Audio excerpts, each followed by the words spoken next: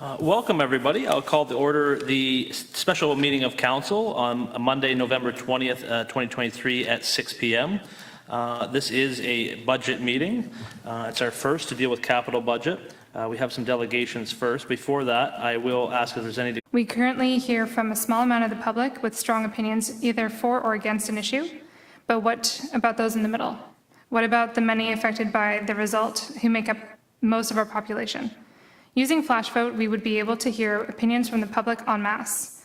This approach will allow for holistic decisions regarding budget allocation and community resources. Communications has identified this key resource and brought to council. Cassidy Svetic, Senior Account Executive from FlashVote, will now take over for a quick presentation on the survey tool. Kevin Lyons, co-founder and CEO, may be joining as well, depending on the connection. So Cassidy, over to you. Awesome. Hi, guys. Thank you for having me. I don't know if I'm able, can I share screen with this? Yes, Cassidy, go ahead. Perfect. Awesome. So I'm going to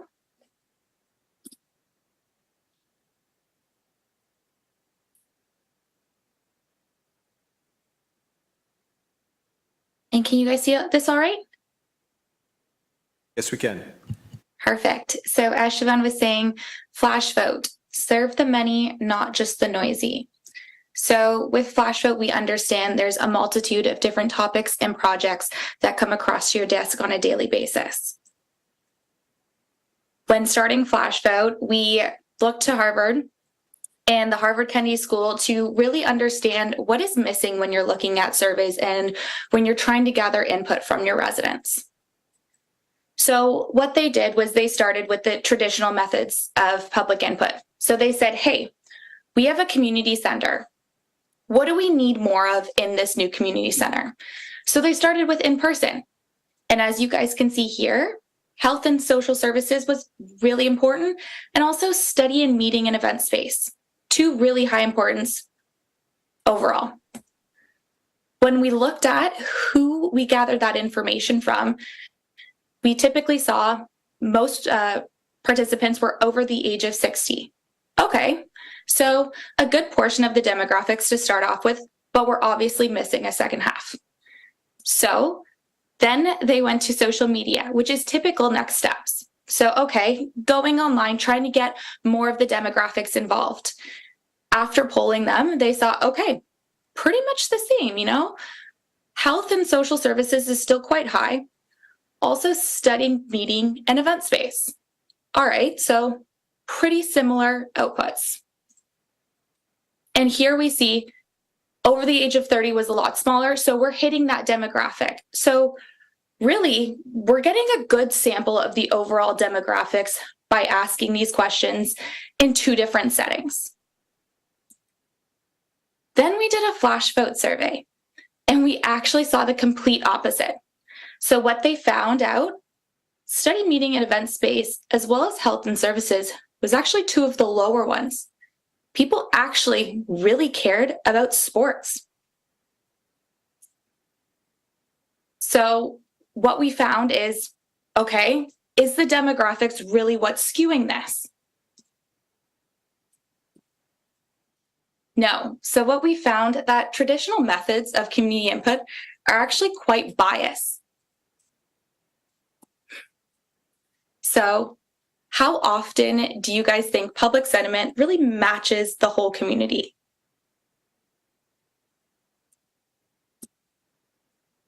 It's actually under 5% of the time that your public sentiment is actually true representation of what the community thinks as a whole.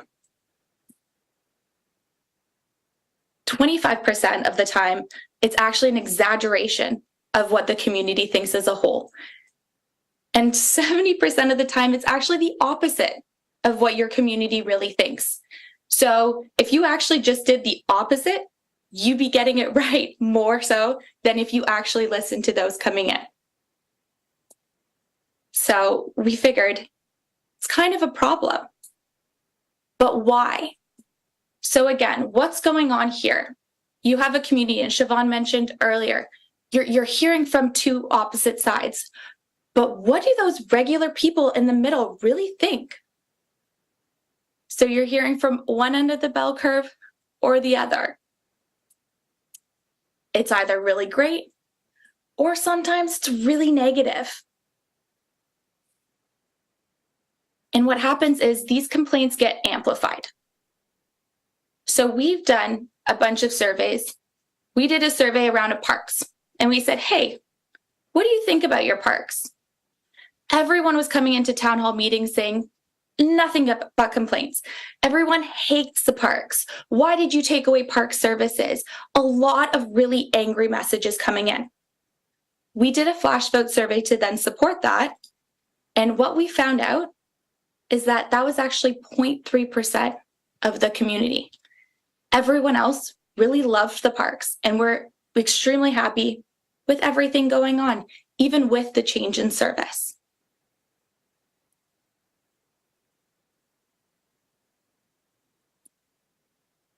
So with Flash Vote, you're able to get short, automated, scientific surveys that give you better data. You're able to dive into these scientific surveys with a multitude of different filters to understand where the information is coming from.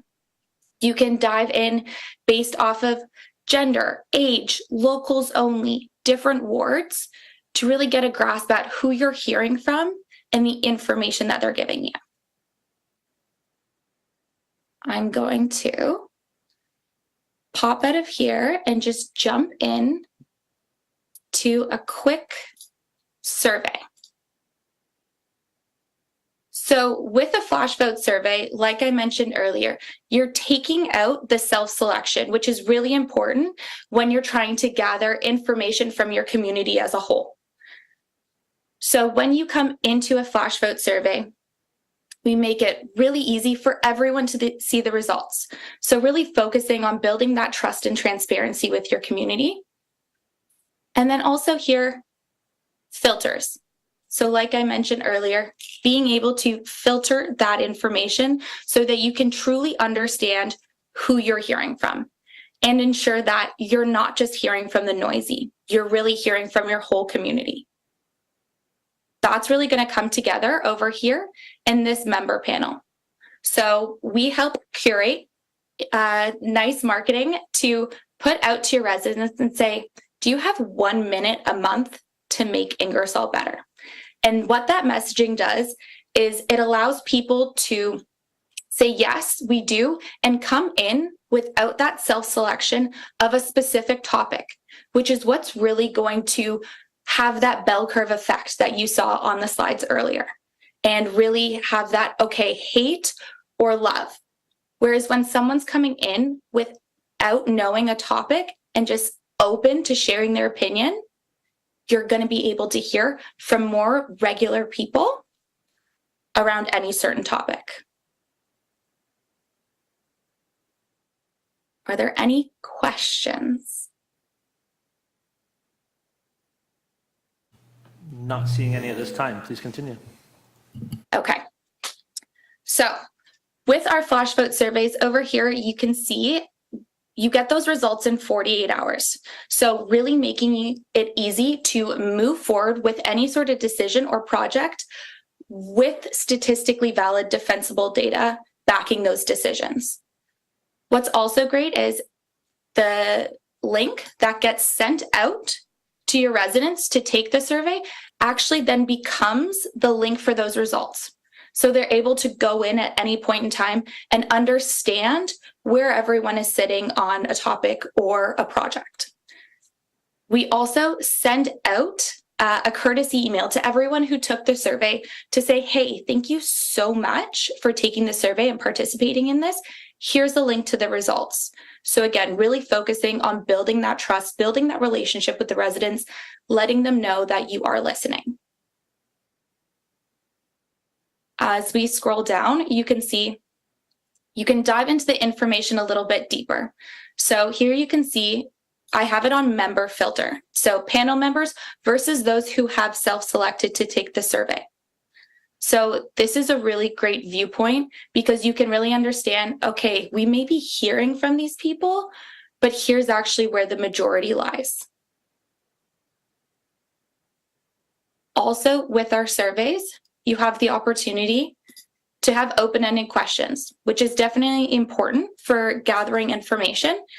And you can click on it so you can really dive into all that information that you're gathering quite quick.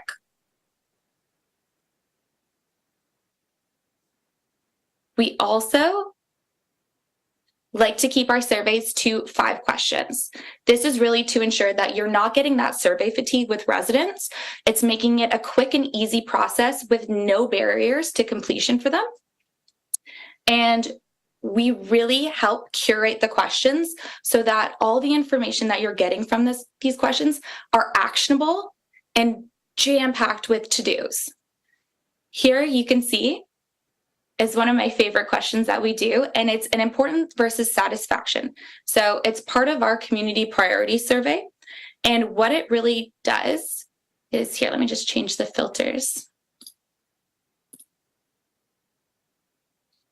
What it does is really allows you to dive into that information and see, okay, here's the median. Here's maybe where people aren't as satisfied, but it actually is something that's pretty high importance to them.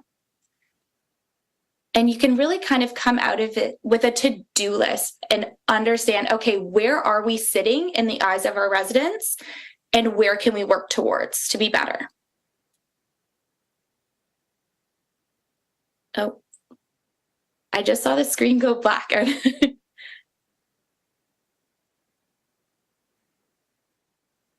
everyone still see this okay?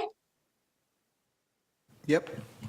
Okay, sorry, I had a little technical glitch on my end then. All right, are there any questions around the surveying tool itself? I have a question around how many participants do you need to make it a successful venture?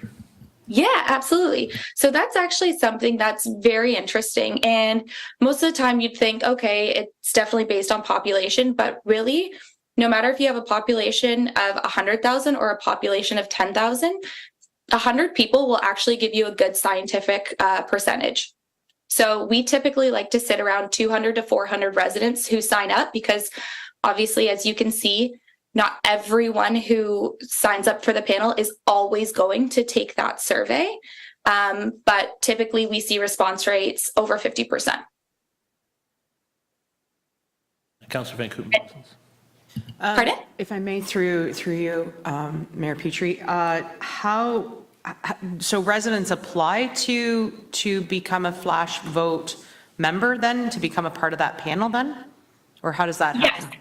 Yeah, great question. So we help curate 1 minute a month marketing scheme. So we help put together a video for you to put out through your channels, as well as kind of just a little half-page marketing message that says, do you have 1 minute a month to make Ingersoll better?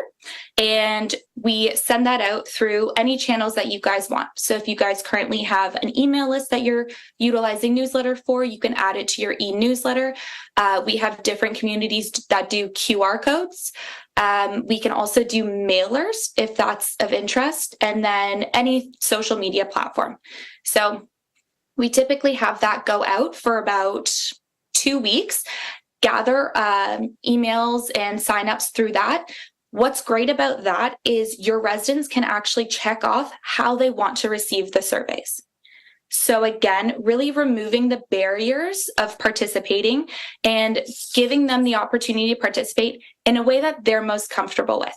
So they can choose either text, through email, or through phone to participate and to get the survey. So again, making it really easy for them to participate so that when they're receiving that survey, they're not frustrated with it. They're happy to do so. Yeah. Further questions? Oh, yes, Councillor I have a Howard. question. Yes. Yes. So will there be a timeline for every time there's a survey that goes out? So there's a window to capture, or how often and how wide would you cast the net for when you receive these survey? Yeah, so the survey is live for that 48-hour response times. Okay.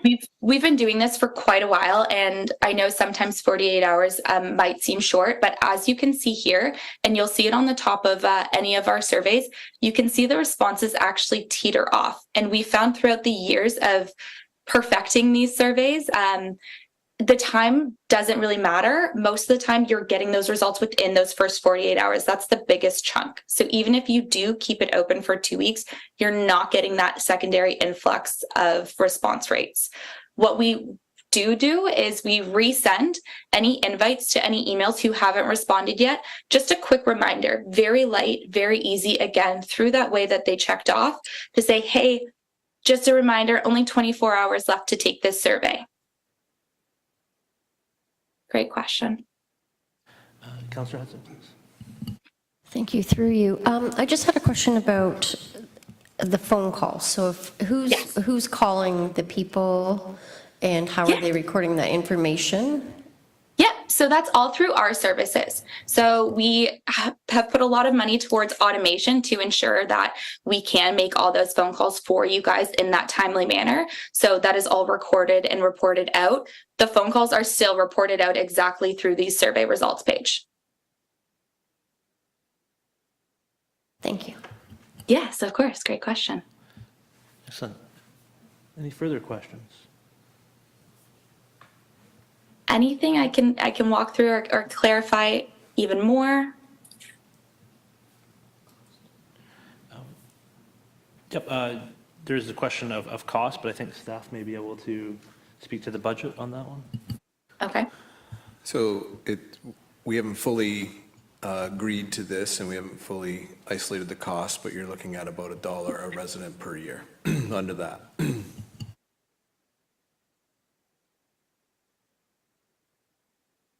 And we are projecting that we're going to include this in your 2024 budget already, and it'll be a part of our communication strategy that we would incorporate this into the package.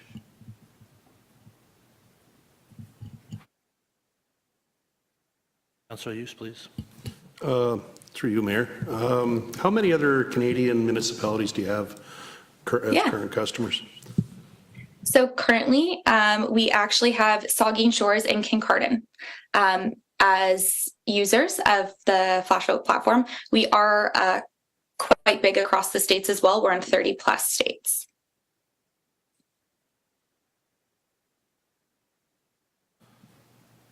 Excellent. Any further questions? Seeing none. Well, thank you very much for your presentation, and I'll turn it over to staff to see if they have any other comments they'd like to make. Sure. So staff saw this, thought it was beneficial and be part of our communication strategy to get more information. We find from time to time that it's difficult to discern exactly what the public is thinking. We feel we try to do a good job of getting that information, but we think this is a good tool for council to gather that information. I've said for a number of years that if we could do polling in a cost-effective way, it would be beneficial for us. The provincial government, federal government benefit from polling. We don't. So when this company came along that's big in the United States, but just starting in Canada, I thought it was beneficial for us to look at. Some council will recall that we did some polling during the landfill fight. It was significant polling, and it was big money. I expressed to Campbell Strategies at the time that if they had a polling platform that would be cost effective, there would be many municipalities that would consider this.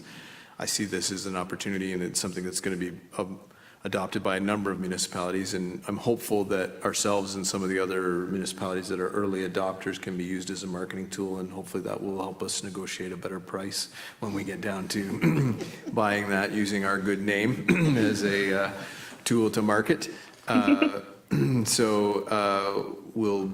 That's what we would be pursuing.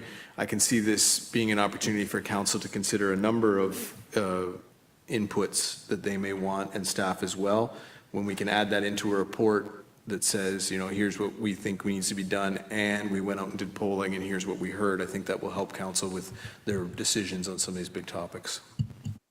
Just on that note, is there a limit, is there certain packages or something, the amount of pollings you can do per year, or is it limited? I guess it's one per week, I guess, is that what I heard, that there would be so many per time frame? I mean, one per week would definitely give you a lot to work with.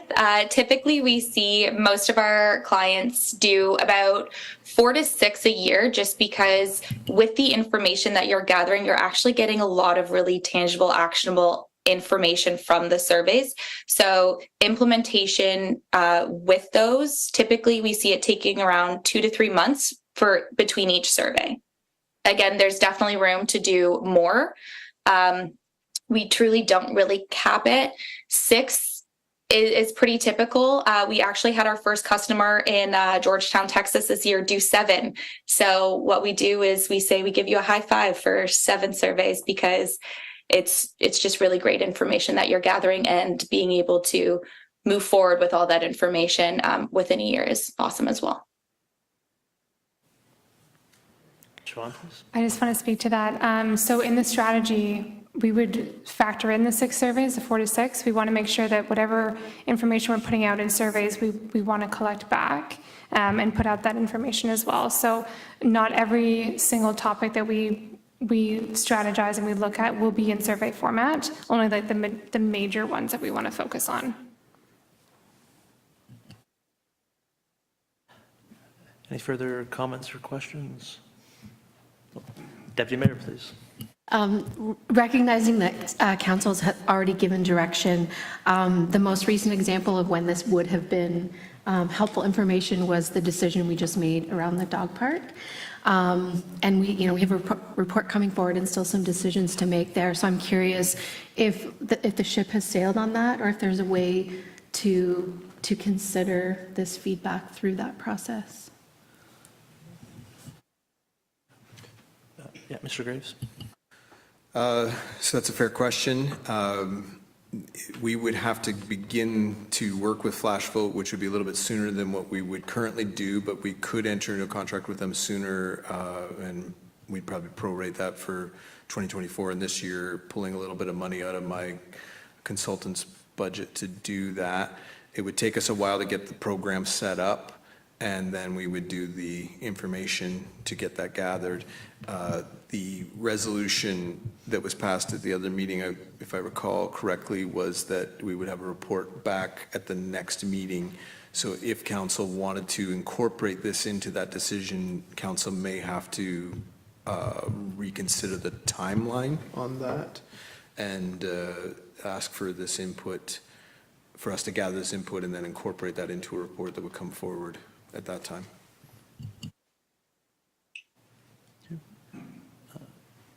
Councillor Hughes, please. Yeah, that Michael's comment actually brought up a couple of questions. So implementation, what is from start to finish of implementation when we can move forward with this? What kind of a timeline are we looking at with that? That's for me, right? So we can get started quite fast. So we've been doing this, like I said, for 10 years now. So we have a lot of survey questions already sitting kind of banked. So depending on topic, Michael, Siobhan team can come to us and say, hey, for example, we can use dog parks. Hey, we really want to do a survey around our dogs parks. I go back to Kevin. Kevin are like, great. Kevin is our chief survey editor, and he curates a survey start to finish for you. He sends that over, gets the okay. Is everything you're looking for here good? Great. That can move forward. Outside of that, just curating that member panel, like I said, typically takes about 2 weeks. So overall, as that member panel is getting curated, we can get going with the survey. So I'd say about 3 weeks total for implementation, if you needed to move fast. Councillor Hallerow, please. Thank you, through you, Mayor. I just want to say slam dunk. This is really exciting because, again, as a data person, this is exactly what we need. And I want to commend our new communications director for helping us dig deep to find some kind of solution. Because when we talk about, the data that we need to make decisions, I support the deputy mayor's notion that we should definitely include this as soon as possible with the dog park idea, because then we are sure and we're not, just assuming, because we need to hear from everyone. And hopefully that will allow us to make that decision in a way that everyone is happy once and for all. So thank you guys for definitely digging deep. And I think this is a slam dunk for us to make decisions much easier. So I commend you guys. Councilor Hughes, please. Through you to Siobhan. How did you, obviously you did some market research. Why did you land on flash vote? I'm sure there's a lot of other competitors in the marketplace and that type of thing. So I'm just looking for a little bit of a mindset on how you focused in and decided on flash vote. Sure. So Michael actually gave me the contact, which is awesome. But when I did some more research into what they were actually about and the fact that they focus on government specifically, it's a very different audience than if you were to just do a general vote for something else. And these votes really matter. They have an effect on our budget, on our community services. I did look into some testimonials from Flash Vote as well, and they seemed very credible. So that just boosted my confidence when it came to this. So, any further comments or questions? Mr. Ames. If this is something that council would like to consider for the dog park question, then we would need to amend that resolution that would previously been passed, and I would have to get clerk's advice on how that would occur. I would think it would be a motion to reconsider. If I may. So procedurally, motion to reconsider has to be moved and seconded by somebody who voted in favor of the motion at the November regular meeting. So that would take the mayor and deputy mayor out of the equation. And so if the motion to reconsider is adopted by council, your motion, and I have a copy of all the motions from the last meeting, that would come in front of council basically as whole to be considered once again. And so you would have that motion, and then you could amend it, you would vote on it, and but there's strict timelines with respect to a motion to reconsider, so it would have to be done at this meeting. Alternatively, council could leave it and then make a motion on Kyle's report when it comes forward at the next council meeting. So there's a couple options in front of council.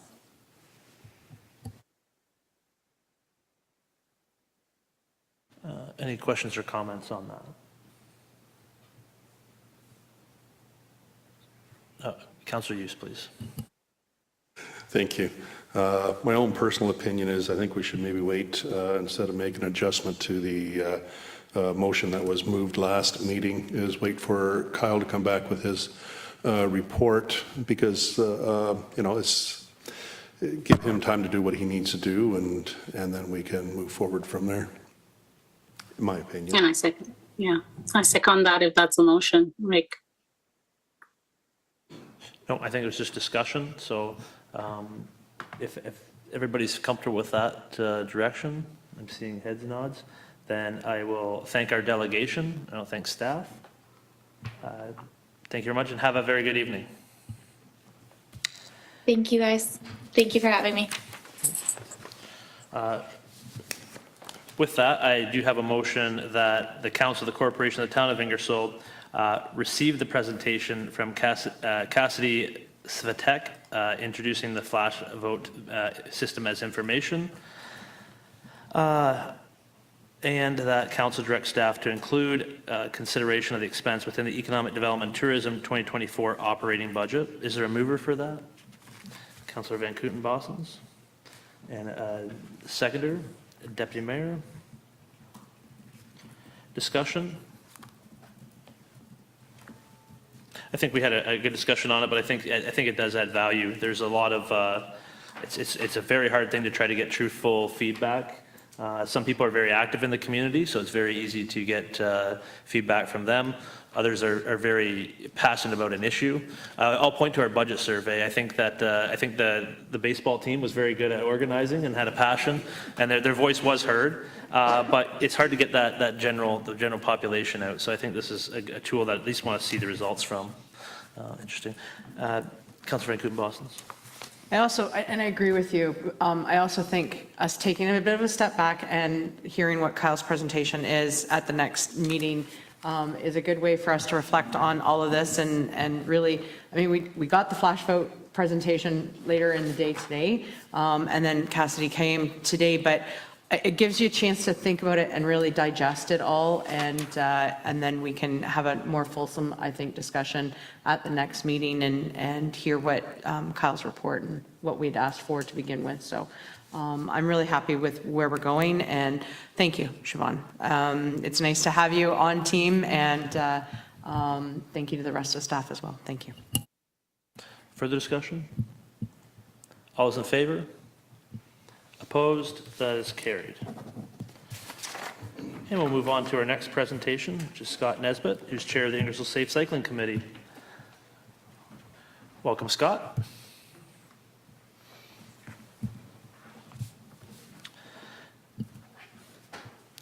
Let's wait for that. I don't know if Cassie's still there. You're welcome to join us for the rest of the meeting and watch our proceedings and capital budget, but if you would like, you can also head on out.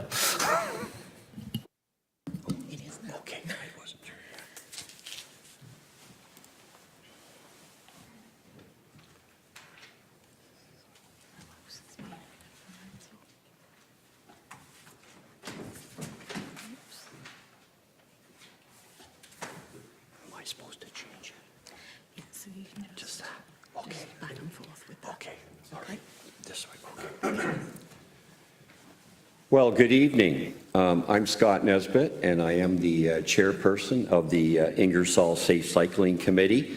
And thank you very much for allowing our committee to present our 2024 proposed budget. The first thing that we want to look at is what we call Ride to Thrive. And that will be a cost of $4,505. And it exists in London, the City of London right now, with the Thames Valley District School Board. And it provides cycling education to we try to hit the grade 5 and grade 6 students. There will be certified instructors that will lead the modules. There's some options for class time. It contains 5 modules: reasons to ride, rules and safety, bike maintenance, a bike rodeo, and a road ride. Of course, we used to do some of these things a number of years ago, but we know a number of things have transpired over the last few years.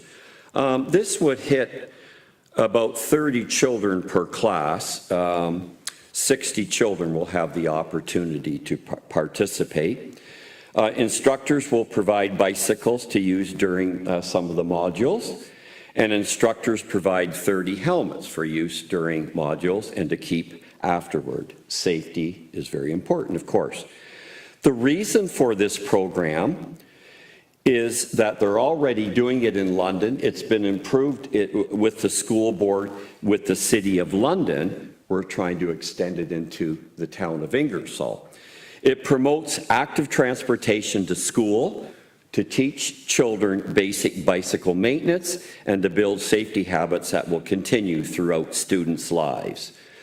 One of our resource members, Megan Litchie, she's a registered nurse with Southwestern Public Health. She says that the Ride to Thrive program would be a great local initiative for our youth to receive quality cycling instruction and practice their skills to increase their confidence and ability to use active transportation to get to and from school and other activities.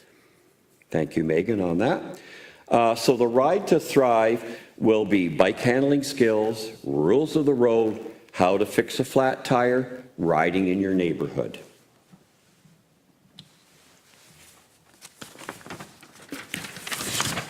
The next item that we're proposing is $1,000 for the Ontario Bike Summit. The Ontario Bike Summit is the premier cycling conference in Canada where thought leaders, politicians, senior city officials, planners, engineers, and tourism representatives gather annually to cover registration fee, transportation, accommodation, and food for one member of our committee. Okay, that would be the cost. Reasons: to learn what other communities are doing to promote safe cycling, and to obtain new ideas that the town of Ingersoll may implement to increase safe cycling in town.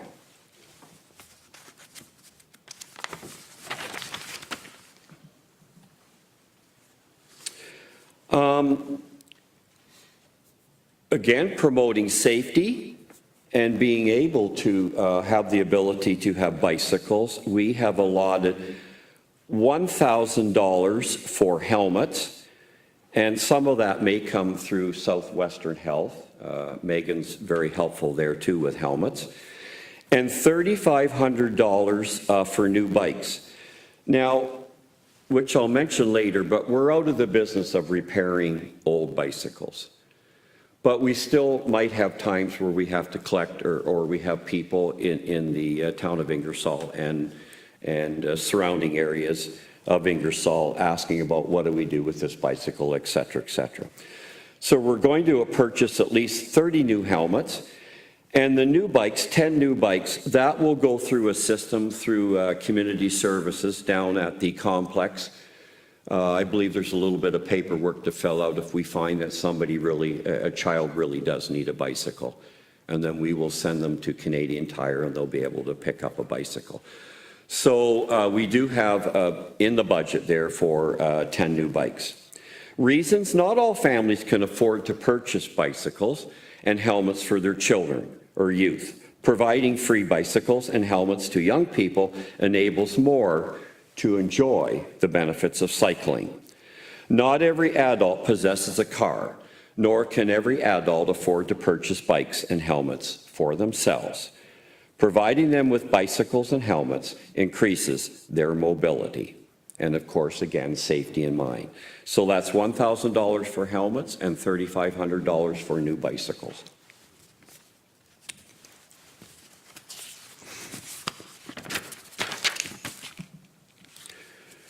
Now, something that we've been starting to work on, as I mentioned about where we used to repair old bicycles and have sessions where we tried to fix them up, or almost bicycles that were fairly new.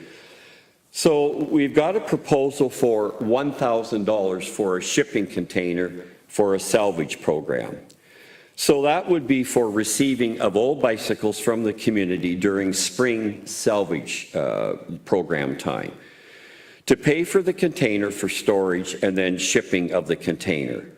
Reason: we're trying to divert waste from the landfills and provide old salvageable bicycles to local organizations. Details are still being worked out on that. Possible organizations include London Cycle Link and New Hope Community Bikes. So we're trying to work it out where we can ship these bicycles. And if anything, they could be shipped somewhere else for areas where they could be fixed up, or to the metal scraps, but not into the regular dump. So shipping container, $1,000 for the salvage program. In June, it's Bike Month, so we've allotted $2,000. For sure, we would try to have a family day community bike ride. We've had this before, where we've had a day of used to be around June the 1st, a few years ago. So a family day community bike ride. Other events to be organized by the cycling coordinator / trail specialist, which we've had for the last couple of years in Ingersoll. To cover event associated costs, including but not limited to food, drinks, bicycle safety gear, such as bells, lights, reflectors, event signage, etc. The reason: June is National Cycling Month. Structured cycling activities will encourage more local people to cycle in town, and structured cycling activities could encourage tourists to visit Ingersoll. Just as a sidebar comment, we do have a resource. We have the OPP as a resource member on our committee. They can't always attend, but we do have one member of the OPP that advises on some of these situations with bicycle riding and rides within the town and things like that, which is very helpful. Summarizing, our totals would be Ride to Thrive, for them to come into Ingersoll and the training, et cetera, in the school system, is $4,505. Ontario Bike Summit, $1,000. New helmets, $1,000.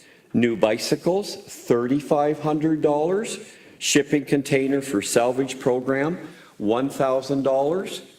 June Bike Month events, which would tie in with our cycling coordinator, which we would hire through your resources later on next year, leading into the summertime. So June Bike Month's $2,000.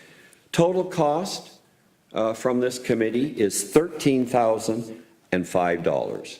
$13,005. That ends my presentation. I'm open for questions. Thank you very much. Questions from council? Deputy Mayor, please. Thank you for your presentation. The Ride to Thrive program sounds really great, and if Megan says it's good, I'm sure it's really good. I just have a question. It says 30 people per class, 60 children have the opportunity to participate. Is that at each school, or this $4,500 only covers the cost to run the program one time? I might need some help with this. We wanted to zero in on one school, but we want it all the way through Ingersoll. So, And add to that too, being on the Yes, committee, yeah. is that this was an initiative, one of the overarching themes here is the, our bronze friendly bike city, or our community, and one of the pillars of that is education. So the committee's always struggled with how to provide education to the community. Ride to Thrive presented during COVID, and then they came back recently. And so one of the biggest barriers is getting into schools, because through getting accreditation through Thames Valley District School Board, we've heard about that before. They have done that, and so they're accredited to do that. They have a program already made, and so this would be the first step into getting the school into the schools, and it'd be one school, to answer your question, right now. But certainly the committee is open to partnering with other organizations. yeah. And really, Ride to Thrive is very excited about this opportunity to expand what they can offer. But this was seen as it's $75 per child, and it's a full week worth of education. And it seems like it's something that could be expanded, but it was certainly something just to start with. The committee looked at different options on how to provide education, whether it's providing training to people within the community, but really, there are strict standards for the school board to get entrance, and so to have a group like that has all the resources, brings the bikes as well, because that's something we wouldn't have, and the helmets and everything. It was seen as well as a very easy thing to administer for staff as well. We would probably try to start with Royal Roads, because it's not a bus school, and I think that would be the best example, that we would go over and approach them and work from there.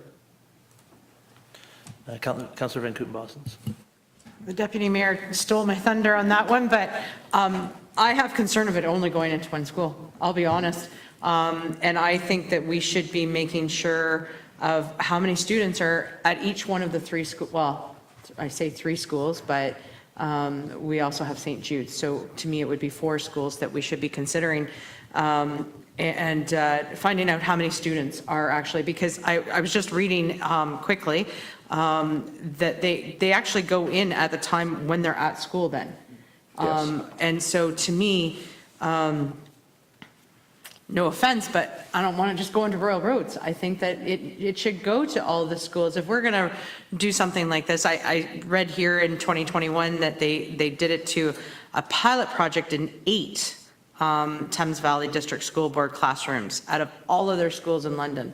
So I don't know how they pick those 8, but I don't want to be picky in that respect. It's So to get it established. That was the big thing even in London. But if we need to take and put this out to partners in our community, I know of one partner that probably would be happy. No, and I say that in all honesty, because Kiwanis has always been a very big promoter of this, and I think that would be a helping hand there.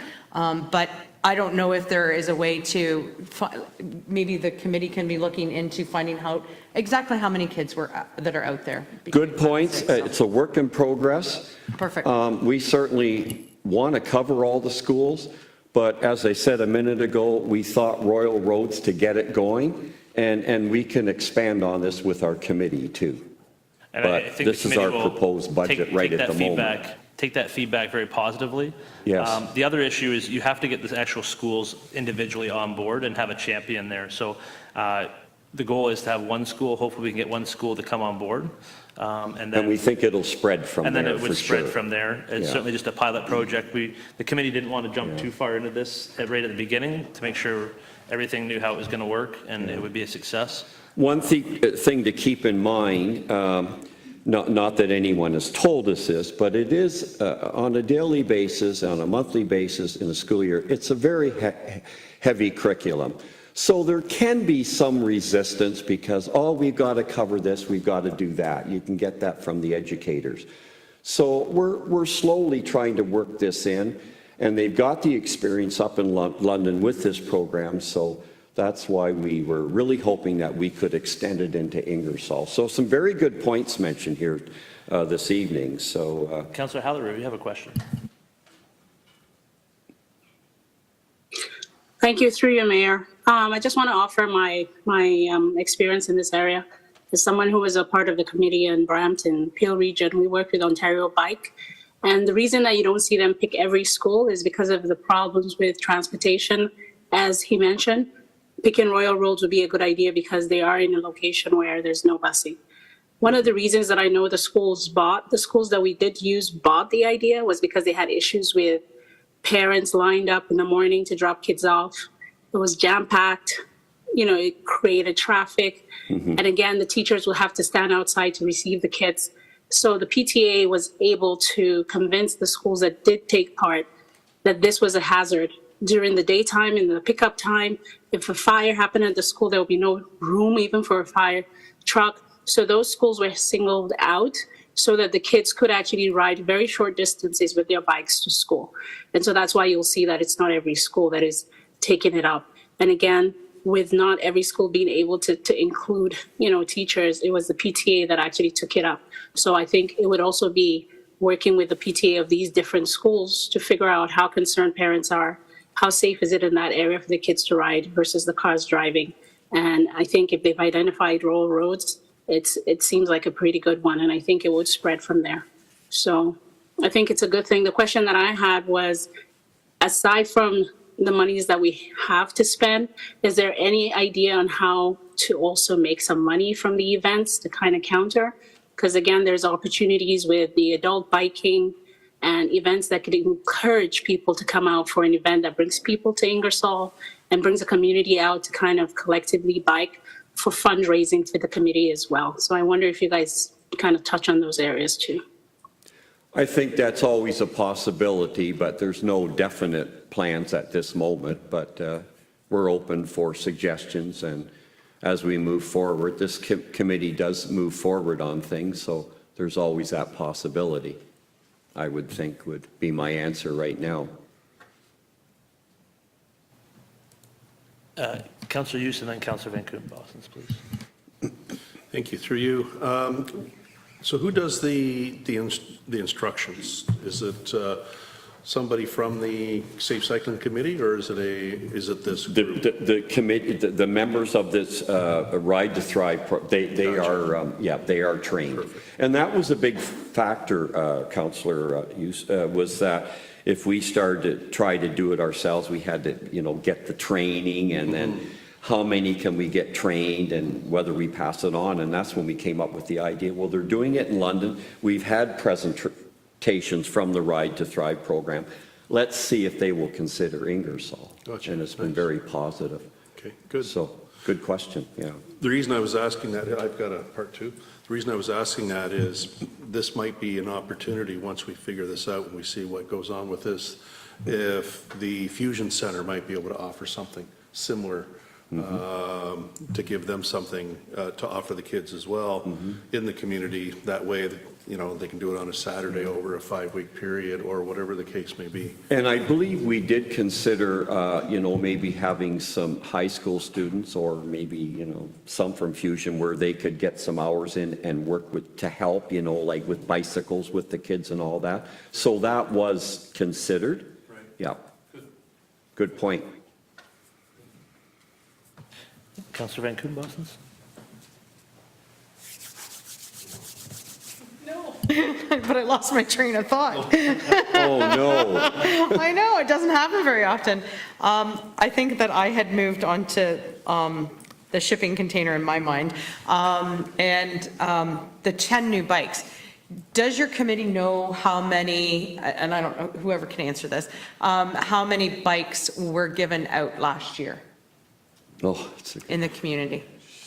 You mean from repairs and things like that? Quite a few. I know we do have that stat, but I don't know, I'd Don't be know guessing. off the top. I don't know if any of our other committee members. So I can add to that a little bit. The bike repair program may have given out more bicycles, but it significantly increased the liability Yes. of the committee and Yeah. to the town, to the point of we were giving out used bicycles and none of the committee members were certified, and it's always a liability when you're giving out a used bicycle that's been repaired. It also was very taxing on the committee members to try to organize that, to have time to go down and repair the bicycles. They took up a lot of space. So really, in trying to keep our committee members, we decided to look at an alternative to that. And we usually provide so many new bicycles. It just wasn't sustainable for so many reasons. The committee gave it a very, very valiant effort and probably then some on doing the salvage program. And that's why again, we just didn't want to lose the other value of collecting those bicycles and keeping them out of landfills. Ride to Thrive operates one of those programs that Kyle talked about. They are certified, that's what they do, that's their organization. So they would stay local. There's a possibility they could stay local, but you would still collect them, but then you wouldn't have that time and energy and administration in trying to repair bicycles that may or may not be safe when people get on them. Yeah, it was mentioned we're trying to avoid the liability within the town. We have had bicycles go to the outer skirts. We have helped some of the Ukrainian families that have moved into town with bicycles and all that. But as I said, we had a number of volunteers within the town. We've had bicycle repair sessions where we've fixed up bicycles and worked on the day. We had a lot of bicycles stored over at the barn by the complex, but there might be a few over there, but we're trying to stay out of there too because it's really not the best place to be working out of. And so we're just trying to make a change. So this is fairly new, this idea about the shipping container. If I can follow up. I brought that up because being a part of Kiwanis, I know how many, there was a lot. And I know that we had a day of fixing bikes up. And my concern is, I get liability and all of that. Please don't think that I don't as a town. I understand, been here long enough. But at the same time, here we are, we're going to put bikes that are good enough to go to other organizations, but not good enough to be in our own community. And that I have an issue with. Well, I'll be honest. And don't get me wrong. Yeah, Don't get no, me I know where wrong. you're I coming from. understand Yeah. the taxing it is to the committee. I understand that. But at the same time, we fixed up a lot of bikes that those kids then had the opportunity to be able to have that bike And in our exchanging community. bicycles and things like Right. that. We were advised not to be in the business of fixing bicycles. Gotcha. Not a problem. So I'll have that. Yep, not a problem. Okay. Any further questions? Make sure online. Nope, seeing none. Thank you very much. Thank you very much. Presentation. Appreciate the time. Thank you. And with that, I have a proposed motion that the Council of the Corporation of the Town of Ingersoll receive the Safe Cycling Committee budget presentation from the committee's chair, Scott Nesbitt, as information. Moved by Councillor Hughes. Moved by, seconded by Deputy Mayor Wilson. Discussion. I want to commend the committee. Before becoming mayor, I sat on the committee, and I was always impressed with how they did, how they've moved. There's a lot of passionate members that move things along, and certainly enjoy still being an ex officio member of that. The great thing about they were very early adopters of of making sure they had their budget. So again, they're here a day. We heard from Trails as well. So it's spreading. Other committees are following along, and I think staff are working with the committee heavily on these items to make sure they had the proper numbers. Kyle put in a lot of work to make sure he did the delegating to the different organizations and making sure they had the proper information. I think one that got missed there that's important is the $1,000 to go to the bike summit. A lot of our initiatives, the cycling coordinator came from there. I believe Ride to Thrive came from there. The committee members who do go are very passionate, and they always bring back a full report, and there's usually something that the committee can try to get on board with. I think Ontario by Bike, our bike-friendly downtown, was another initiative that came from that. So it's a very well-spent money, which may cost us money later, but it improves our community. So certainly in favor of that, and I certainly look forward to the debate on that budget. Councillor Hallery, you have your discussion, please. Yeah, I definitely like the idea of the work that they're doing. I commend the work they're doing. And I also want to remind us that Ingersoll as a community is actually noted on the Ontario Bike Trail as a very well connected community with bike trails. And it's a tourist attraction for so many out of here. So just wanted to add to that so that the community is kind of excited to think of other ways to really attract even more to stop by and take advantage of what we have in Ingersoll. So it's nice to see the work the committee is doing. Couldn't agree more. We actually had Ontario by Bike do a cycling tour through Oxford County, but we were the star of the show, we'll say, in Ingersoll. So it's good for tourism that way as well. Further discussion? All those in favor? Opposed? That is carried. I will now turn it over to Mr. Graves for special reports, please.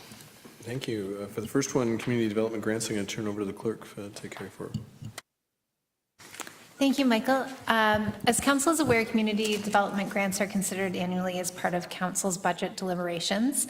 This report just seeks to present those applications to council and determine if members wish to have any applicants attend the operating budget meeting, which is scheduled for December 4th, to obtain clarification from the applicant on their funding request and really to aid council in making a decision on the matter.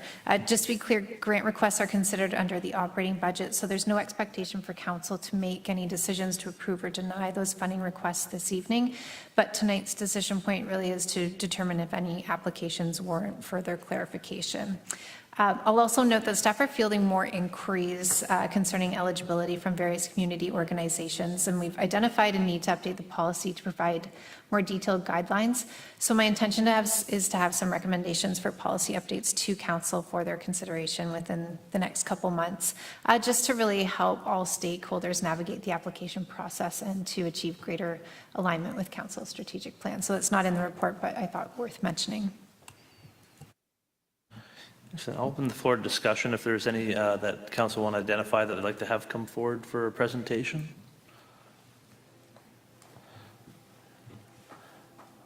I'm not seeing anything. So last call. I'm just waiting, Councillor Van Koenbos, I see that you're scanning, so I just wanted to make sure. No, Councillor Hallery? I looked earlier and Yes, through you, Mayor. I'd like to see Operation Sharing come forward, not because we have any questions per se, but I'd just like to get an overview. They seem to have been visible in the past, but I really, considering other things that I see happening in the town, I'm kind of lost as to their visibility. So it would be nice to see and hear from them based on going forward what they're doing and how they like to do it. Okay. This particular application will be for the Food for Friends program, but we can certainly ask them to come for that. Anything else?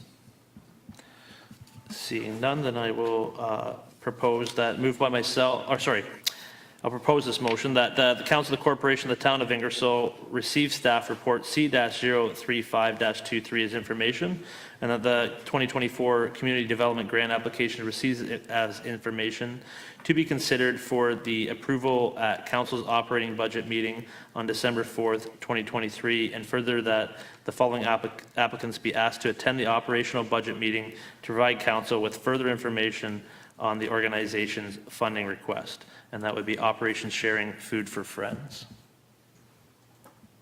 Can I add the Ingersoll Skating Club to that? You can, because no one's moved or seconded, so. Okay. And the Ontario Shelter Board Association. Sorry, I just want to know more over there. We didn't get applications with this, right?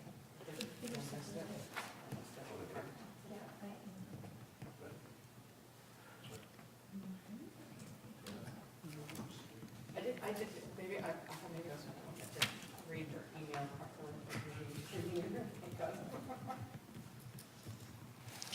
So I have Operation Sharing Food for Friends, the Ingersoll Skating Club, and the Ontario Shuffleboard Association. Is there a mover for that?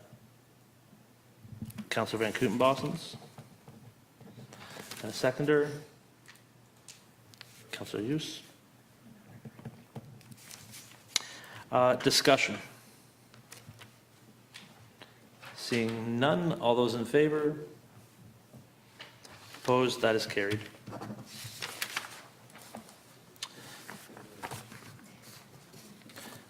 And for the start of the show, over to you, Mr. Graves. I'm immediately going to turn this one over to Irina to give us the draft capital budget. Thank you, Michael. I'm just waiting for the presentation. Okay, thank you. So tonight, we would like to present the draft capital budget for council deliberation, and if council has any questions during the presentation, they can just stop me and ask the questions, or you can ask at the end of the presentation. It's however you feel is, there is no rule around it, like however you feel, do that. Okay, so the agenda for tonight is to review the multi-year budget and then dive in a little bit in more detail in 2024, the capital project overview, the funding, where we will be looking at, also we'll review our reserves and reserve fund balances and the debt. So looking at the 10-year capital forecast budget, so we are projecting to invest $88.5 million over the next 10 years into the infrastructure. So the table just presents the next 4 years, the projects by department, and then the forecast for the next 6 years. So in the next 4 years, we are projecting to invest $66.5 million. So, and that's the overview by the department. So the community services is projecting to spend about $45 million. That number includes the multi-recreational center. So that's why it's so high. The next would be the infrastructure. That includes all of the roads, bridges, any other linear infrastructure we own, and of course the public works fleet, and followed by economic development, OPP and admin facility, fire, museum, and IT. So since we presented the first draft at the last meeting, October 30th, there were 5 things that have changed since that presentation. So on October 30th, the budget as presented was $6.4 million.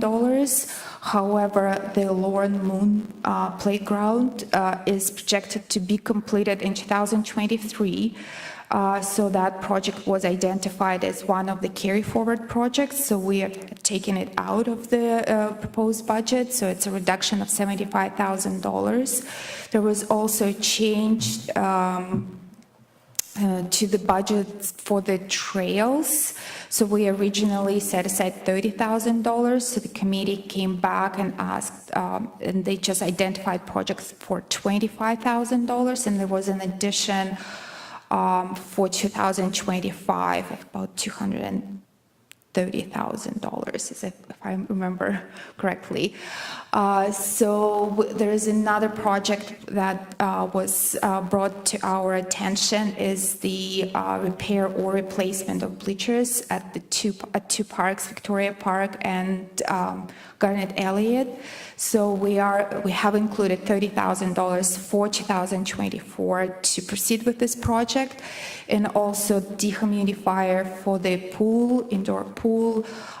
We received an updated quote. Unfortunately, it was $110,000 higher than originally projected. So the total budget as presented tonight is now $6.5 million. Again, it's just, this is just another view of the proposed budget. As you can see, it's a reduction of $600,000 compared to last year. And one of the few areas that have seen a reduction is infrastructure. That would be the roads and bridges, public works equipment, and economic development. And economic development is all related to the industrial park projects. So we are projecting, so the new projects are about $5.4 million, and we, in the budget, we have about $1.1 million of projects that have been carried forwards from prior years. So that would be, there's a number of projects. One of them would be the economic development, clearing of the excess soil. There is a sweeper for the public works, and a couple other projects. So some of the highlights: we continue investing in the road and bridge safety, streetlights, environmental services. So the budget is proposed as about $2.7 million. We continue investing in town's facilities and equipment with with about $1.7 million projected for 2024, $854,000 for replacing and upgrading the fleet, and that includes all of the departments, not just Public Works. $300,000 for the town's sports fields, parks, and trails, and also $600,000 to complete the servicing of industrial lands, and these are all carry forward projects. And we're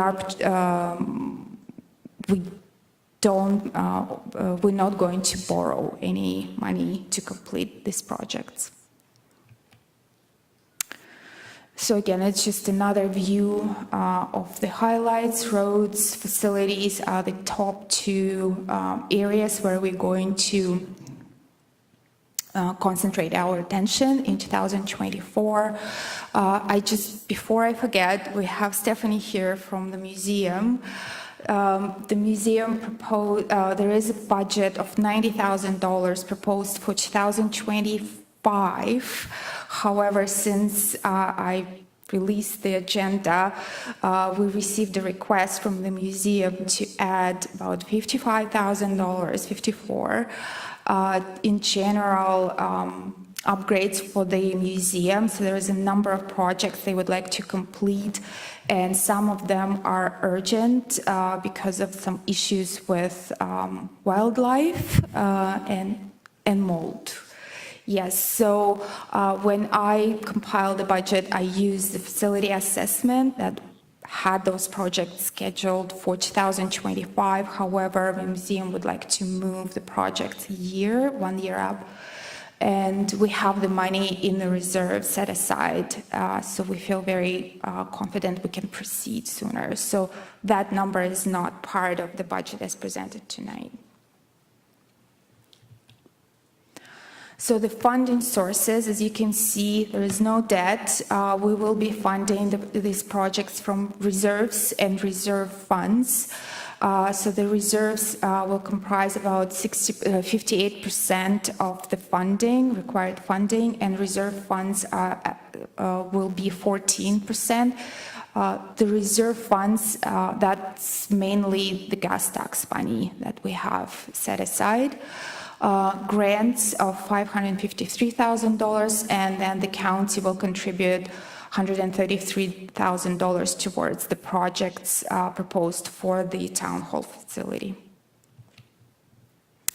Well, it's just a comparison of what we've been investing over the last 3 or 4 years.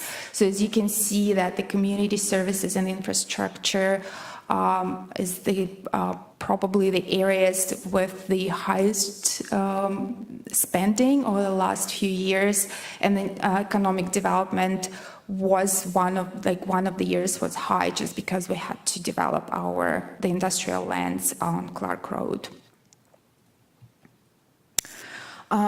This is just to show council some of the external funding we will receive for 2024 capital budget. So the Ontario Community Infrastructure Fund, OCIF, $533,000.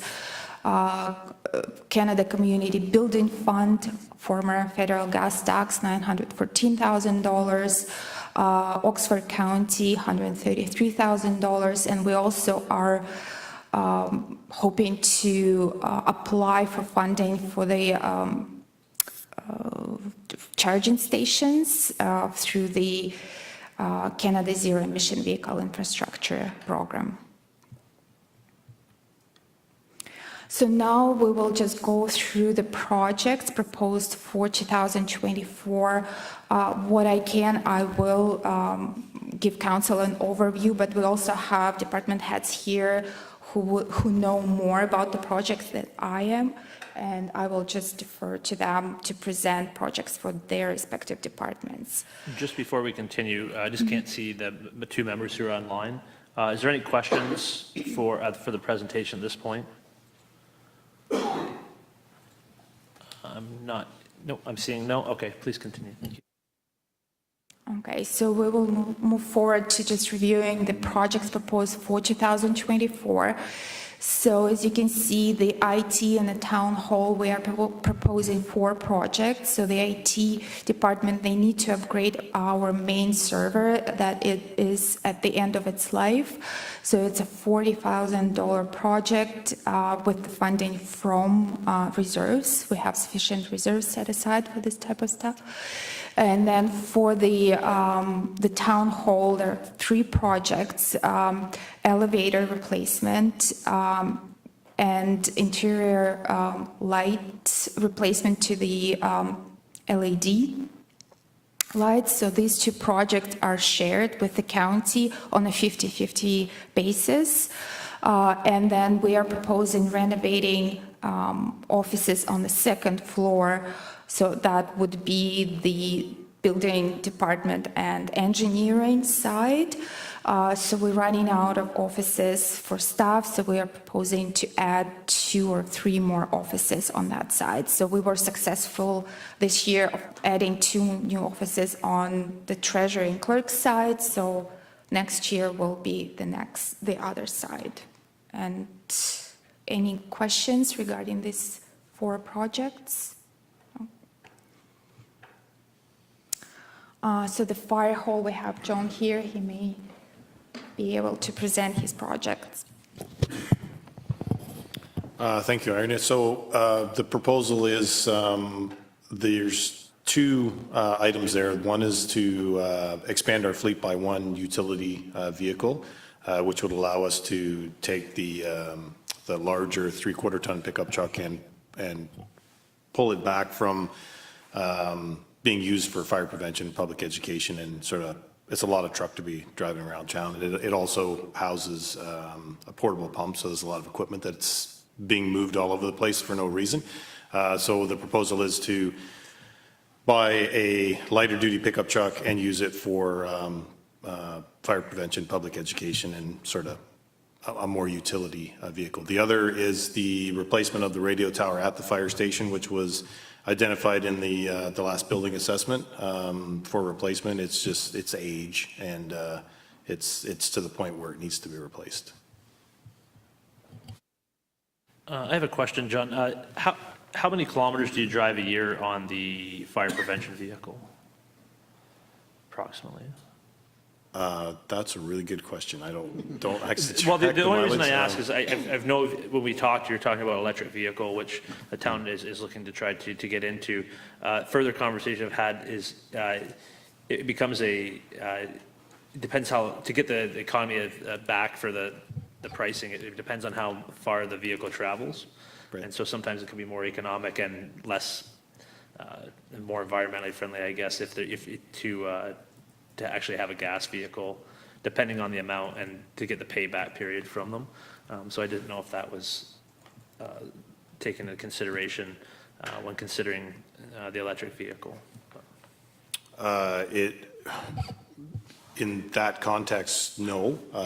I was more focused on the fact that, the conversation always is around making a more green fleet. So the opportunity to introduce an electric vehicle into the town seemed to present itself. I think it would fit easily into the way that truck is used, because it's not like it goes out in the morning and it's expected to travel like 300-400 kilometers or something like a more service-oriented vehicle would, or even something, the public works, they're out all day and the opportunity to come back and charge might not be there, where that vehicle is in and out all day, so it could go out on a short run, come back and charge, go out on a short run, come back and charge, those types of things. So the consideration is more just to add the vehicle through a green initiative. It just wouldn't have the economic benefit. We wouldn't see the economic impact as much as because if you need to drive them to get the savings, right? From a gas vehicle perspective. Sure. But it's okay. No, I just. Yeah, I understand what you're saying. Yeah, and without the initiative to go green, then it probably does make more sense to buy a gas vehicle. You're right. Councillor Halleray, please. Yeah, just curious, how many times, say, a month do we go out for the public education and awareness with this one truck? The truck is used pretty much on a daily basis, so it goes out whenever the guys go out for fire prevention inspections. It's used for everything from picking up equipment to running to the hardware store. It's a utility vehicle that's in and out all day long. Okay, so I see why you say it's not necessarily necessary to have it all go out for every kind of trip. I was just curious if a public service education wouldn't require seeing the full truck every time, because that's where you can really showcase the truck. But I do understand why for a small errand, it wouldn't need to go out at all. Yeah, Just wanted that. Our larger pickup truck, it's a 3/4 ton pickup. It carries some heavy equipment around, and it is 13 years old. So my thought was in order to prolong the life of it a little bit longer, we can pull it back from the day-to-day, drive it up and down the road and, probably get another 3-4 years out of it maybe before it needs any kind of major repair. So that was part of the thought. Councillor Hughes, please. Thank you. Through you, Mayor. So you're looking at doing an electric truck for the public education and that type of thing. Would there be any rebates, number one? And number two, if it's, and you've already answered my other question, which would be, if it's just for public education, why do you have to have a pickup truck? What if you had a car? That's all. Yeah. So it's more of a utility vehicle, just kind of classing it as public education for lack of a better term. Sorry, what was your other question? Rebates. Grants and rebates. I honestly don't know whether there's still rebates out there. I've had some preliminary conversations with a Chevy dealer and a Ford dealer, mainly around availability and cost. They didn't say anything about rebates that were available, but I mean, that changes year to year anyways. So I would say at this point, I don't think there are any, but they do pop up occasionally for like the chargers and that type of thing. So.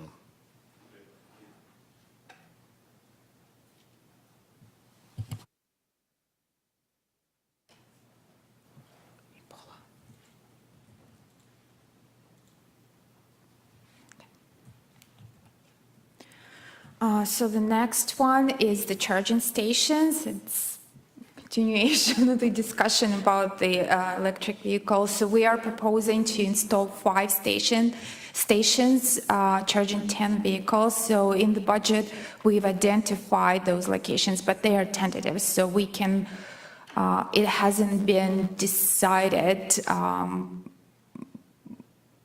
We haven't, like, it's not a firm decision of the location. So there is one location that has been identified at the arena, the current arena. So maybe we can change it to the fire hall instead, so we can review the locations.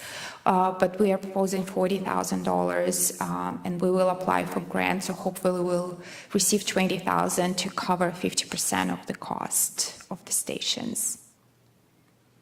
Just a question. There was amount in the budget last year for charging stations. I'm assuming that didn't come through, or is this a carryover project? That's a carryover project. We are actually looking still to make our application. We just found out about funding recently that might be available that's actually higher than what we expected. So we're still looking at that. So given timing, it will probably carry over slightly into next year, which is why it's here, but may still be beginning certainly this year.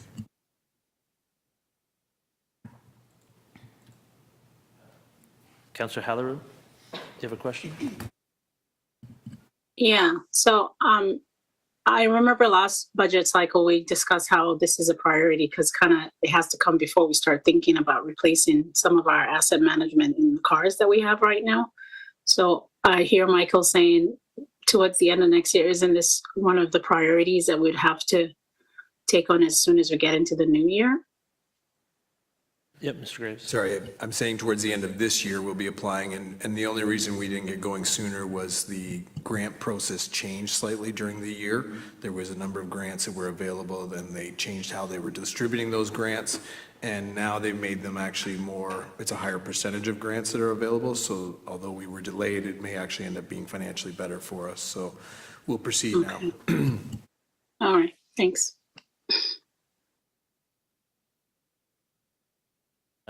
Deputy Mayor Wilson. Through you, so is the expectation that if we're not successful in the grants, we would just spend the 40 and install them regardless? We're not going to make it contingent on? That's correct. We would probably just proceed with whatever we have and then bring forward for future budgets for council to consider other locations. To be clear, I don't think the grants are going to stop. When we were at our auto mayors meeting, we had a presentation from the Canadian Manufacturers Association, and they show now I think they're a little bit biased because they want to make sure that these vehicles get out there, but the government numbers, even the government numbers and where we are projection-wise, we're way behind on charging infrastructure, so I think you'll see those funds flow out.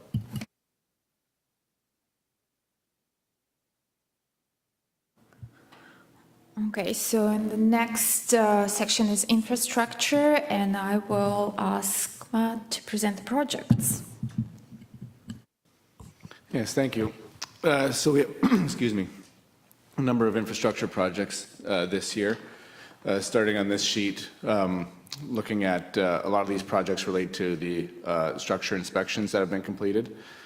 So we have some guide rail replacements. These projects are set out based on risk and a budget allotment. I mean, we could put together a comprehensive, $1 million program and do a number of guide rails or progressively pick away at them. So we're proposing to pick away at some low-hanging fruit with these guide rails and to meet asset management levels of service targets, which we can do with this program, allocating a certain amount every year and sequentially issuing quotations for these types of projects. Then relating to those, the Ontario Structure Inspection Manual recommends that all structures, bridges and culverts greater than 3 meters in width be inspected every 2 years. So currently the town reviews half their structures every year, so it maintains a 2-year cycle.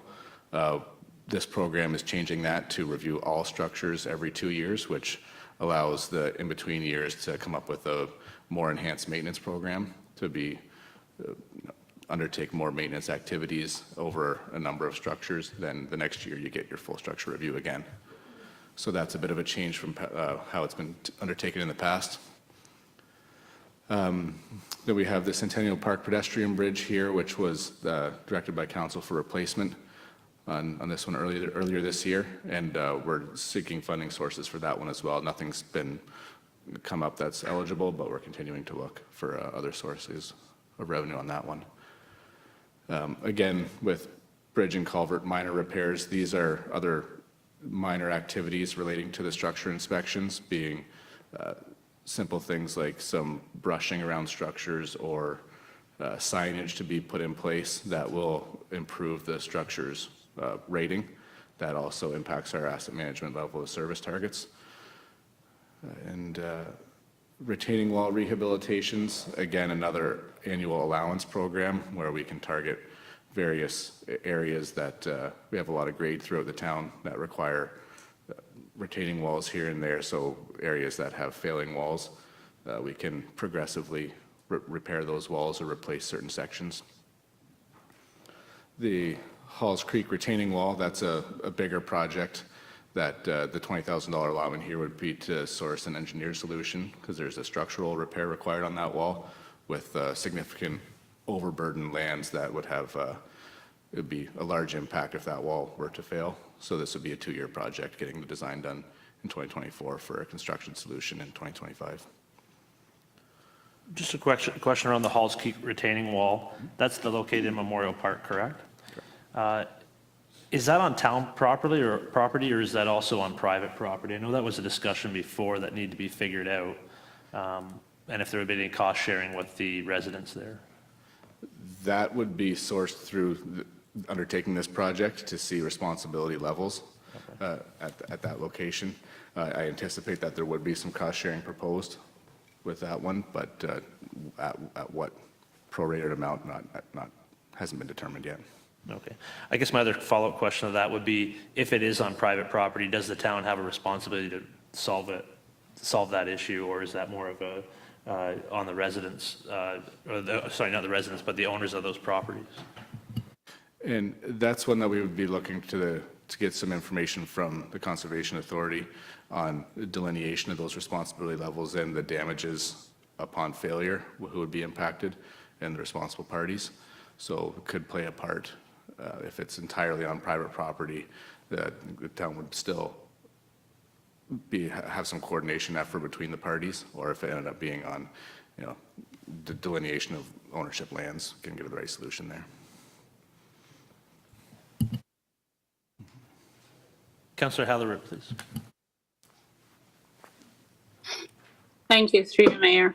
My question is, just for the record, the Centennial Park pedestrian bridge for the 180,000, is that the whole replacement of the bridge and not a repair? That's correct. That's from the council resolution from the one of the meetings earlier this year to replace that structure. All right, thanks. Please continue. Again, with retaining walls, we're looking at the retaining wall that was built as part of the stormwater management facility in the Clark Road Industrial Park. The wall exceeds 2 meters in height at that location and does require a railing to be installed. So we sought some quotations on that for that project to get that work completed for a safety perspective. And then we have the sidewalk rehab and replacement program. Currently, that program's just looked at areas in town that are absent of sidewalk and tried to infill areas without utility conflicts or where we can easily get sidewalks in. So there's continued to look at that program. This year is Bruce Street and Metcalf Street, but those are subject to some infill development applications, how much of that program would be undertaken. And then again, we're looking at a sidewalk policy to bring forward in 2024 to allow some default decision-making with reconstruction projects to have one-sided areas, two-sided areas, north, south, east, west consideration dependent on utility conflicts and grade. So to make the public consultation efforts more dynamic for each reconstruction project, that we have a default decision from a policy perspective. We'll be looking at that with sidewalks this year. Just a question with that program, and I know you're looking at that program as well.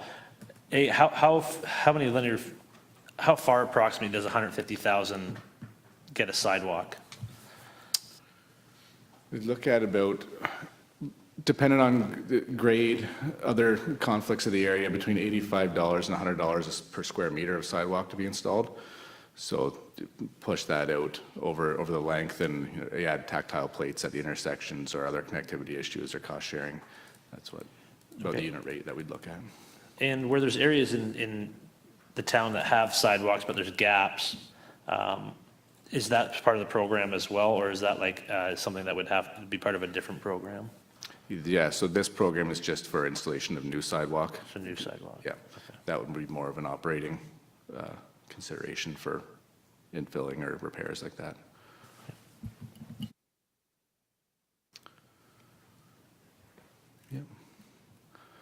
So now into road recon considerations. So the small budgets shown here for Wanham, Francis, Carroll, and Cherry Street, those are just small contingency budgets. Those projects have been completed, and this is into through the warranty period of these projects. So before the final completion and holdbacks are released to the contractor, these are if warranty issues come up and then some additional funding is required for a better solution.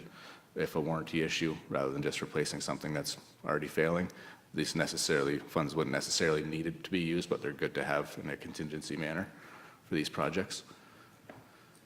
And Wanham Street South Phase 2 and Chisholm, those are pre-engineering projects for future county shared projects for servicing. So this would be the pre-engineering topographic surveys and initiating geotechnical reports, so we can proceed with those designs in future years. Any questions on this slide before we move on?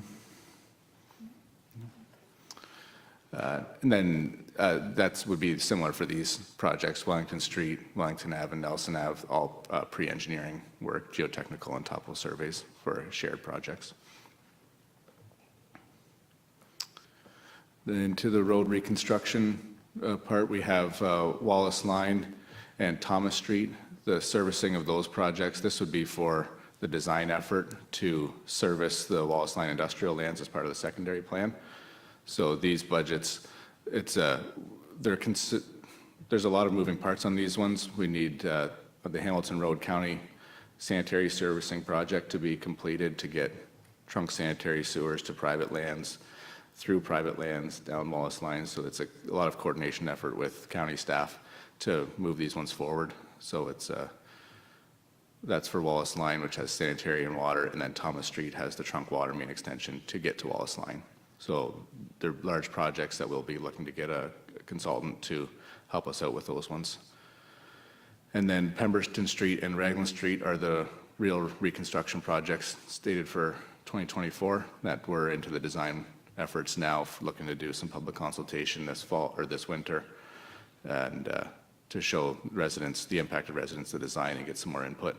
And Pemberton Street will be later in 2024 after the county completes the water main crossing at the CN track.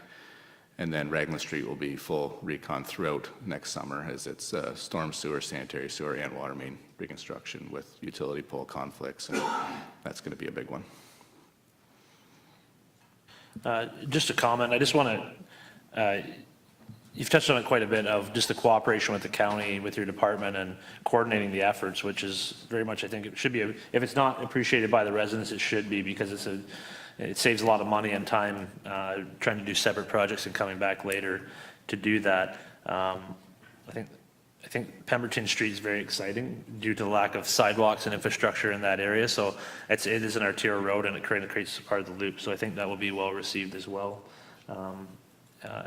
in that area. So it's an exciting year for contract. And I originally, it was in the budget. It's actually come down in price, Raglan Street, from last year's capital budget, which is exciting. But it is, I guess, it's a very challenging project. So it's up there in cost. So. Councillor Hughes. Thank you. Through you. So Pemberton Street, does that price, I'm assuming it does not include any bridge replacement or work? That's correct. This wouldn't include bridge work. We're working with the county on this one for coordinating the scheduling. So they'll be tearing up part of the road as part of their project, and rather than them completing the work and paving over, I can identify some economy of scale to leave the road its granular state. When they're done, we'll have our contracts aligned to get in there, and then we can only impact residents once, basically with this one, but it does not include the bridge work there. Okay, perfect, thank you. So this goes from Charles Street to the CNR tracks, that's the double track going north, correct? Okay. When is, without me scrolling ahead and looking at, when is the other half going to be completed? The following year. So we're doing the design effort for the entire stretch currently, so that we have continual design effort and, again, economy of scale, get the geotechnical reporting and topographic surveys all in one shot, so then we can phase it based on costing and county cooperation. Gotcha. So 1 year, and then we'll be back in there the next. So that other section, the north section, that's going to be a cost sharing with Zora? That's correct. Okay, thank you. Councillor Hallery, please. Thank you, through you, Mayor. Just before we move on to stop talking about roads, I just have a question about how do we identify roads that are not currently in our budget, but kind of need to be looked at for either complete pavement or repairs? And I just wondered if we're focusing on what we already have in our asset management and we haven't identified some others to be added in, but I'm just wondering how and when do we identify new roads that need to be done and added to the budget? Yes, that's a good question. So our asset management plan does identify what order of priority some roads would need to be looked at. MTO's pavement management index suggests that at an index less than 71, then a rehab effort should be undertaken. So, but sometimes if a road, say for example, would be a 65, but has a water main underneath it that needs to be looked at, it would be looked at first. Again, if a road had an index of 85, but the water main's breaking all over the place, then that road would be rehabbed first due to the water main effort. So a lot of our reconstruction projects are coordinated with the county's water and sewer projects, because those are the driving factors of the reconstruction. If we need to put that level of spending into a project, it's better to do it all at once rather than rip the road up twice. So we have these road reconstruction programs that involve full depth servicing components, and then our pavement program that identifies other roads that don't have servicing issues, but can just be a simple mill and pave project. So you get another 25 years out of the road, and the servicing beneath that road should not be impacted over that same timeline. So it's asset management driven, and now that we have the new engineering and construction agreement with the county, we can coordinate those efforts at a higher order. For example, if this council did desire for a road to be rebuilt ahead of a county-initiated servicing project, we could then make that spending decision. All right, thanks.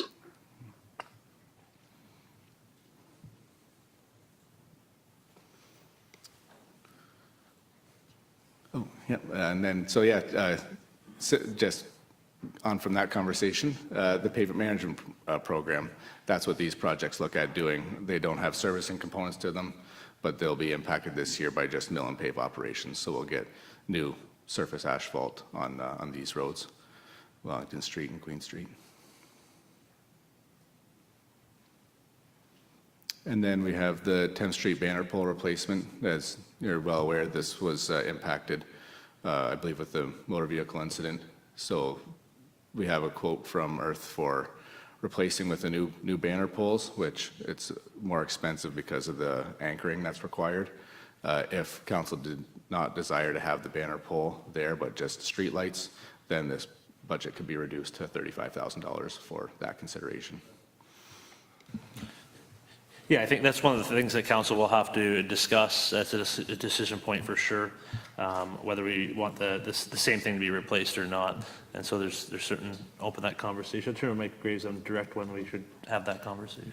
Yeah, and I think that we appreciate the input from council on this one. It's taken a little while to replace this, but as we all know, times have changed, and with our new electronic signs, they tend to be used more than the banners.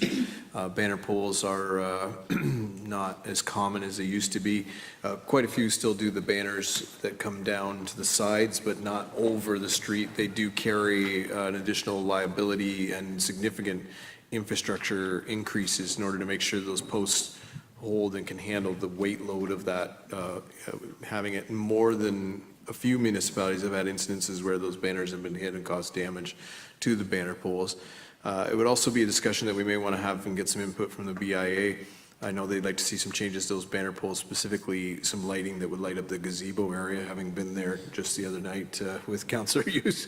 It was a little dark in that area, and maybe that could be more of a focus rather than the banners, and maybe to actually improve lighting in the area as opposed to a banner, and focus our sort of community engagement or promotion through the electronic signs that are in the town. But we would appreciate input from council on that. Happy to hear from council. Councillor Hughes. I was just going to say, do you want that input now, or? No, I agree with that. In my personal opinion, it is dark there. We should have some street lights there to light that up. When it comes to banners, we do have those electronic signs, one right downtown, one out at the museum, which do a great amount of promoting of what we have going on here in town. And, you know, even if we could look at another one strategically placed somewhere within the town, would help as well. And definitely a big favor of the vertical banners as opposed to, because you can add more up and a lot easier, a lot quicker, and less infrastructure cost. So you're a no for the banner pole? I don't have an opinion right now, if that's Okay. Councillor Bowman.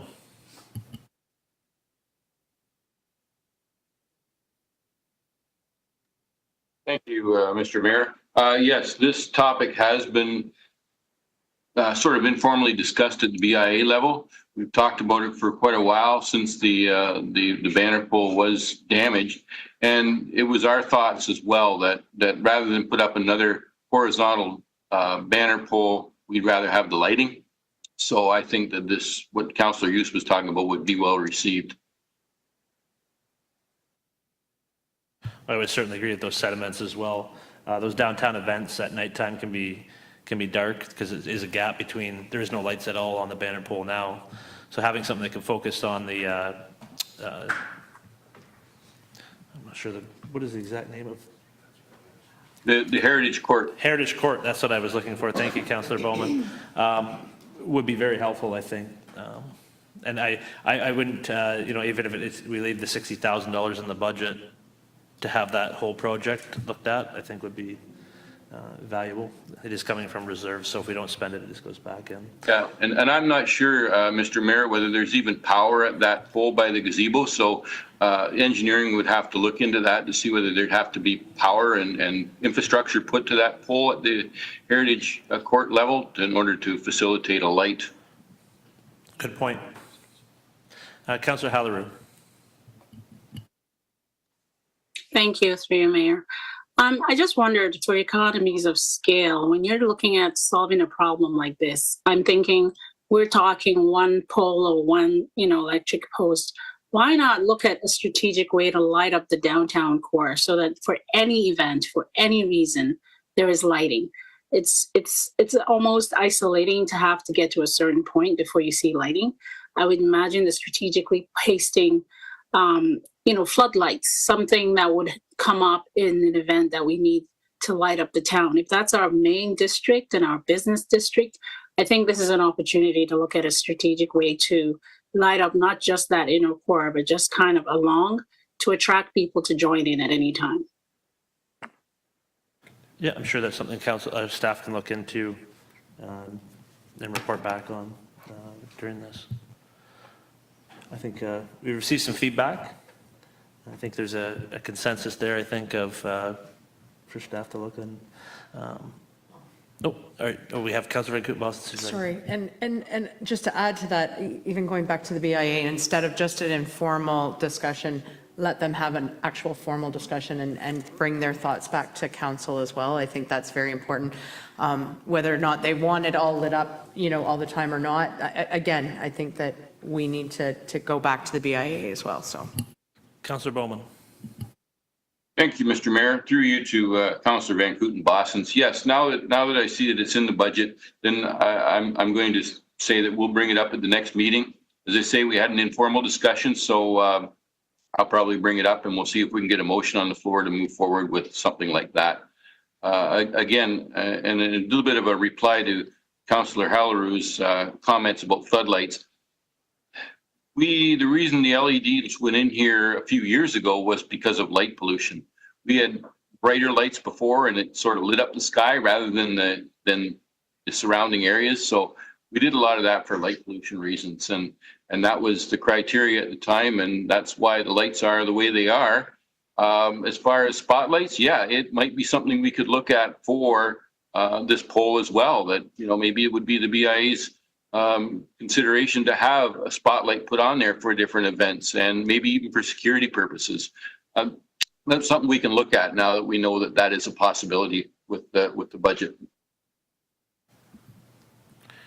Excellent. Very good discussion. I think we're ready to move on.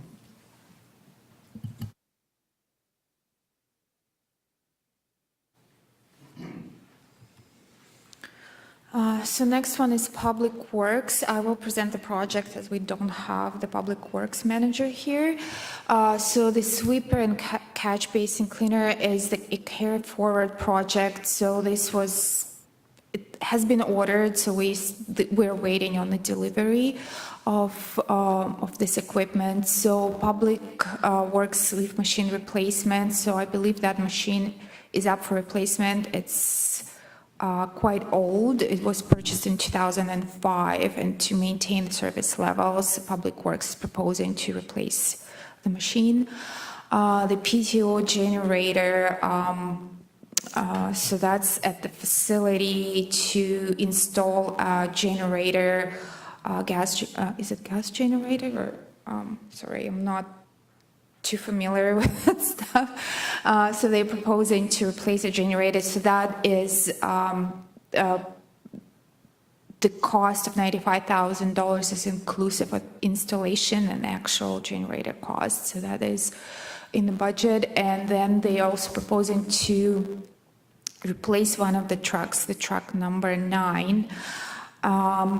They would like to retain the truck they are proposing to replace for 1 year so that students can use it over like in the summer months and then replace it and sell it at the auction the year after when another truck comes up for replacement. So that's basically the 4 project the Public Works is proposing. Just to add about the generator, because I did ask about that. That is, right now they use a PTO generator, but they're getting a permanent generator that's on site at all times. And that's, yeah. Councillor Hughes? There was a discussion back last year regarding pre-ordering a truck because of the delays of delivery from that we'd experienced coming out of the pandemic. Has that truck been ordered or what's the situation with that? To my knowledge, that truck has not been ordered, but I believe now we don't have it's not as problematic. It was a year ago or 2 years ago to order trucks, so hopefully we will be able to receive it in 2024, but to my knowledge, it hasn't been ordered.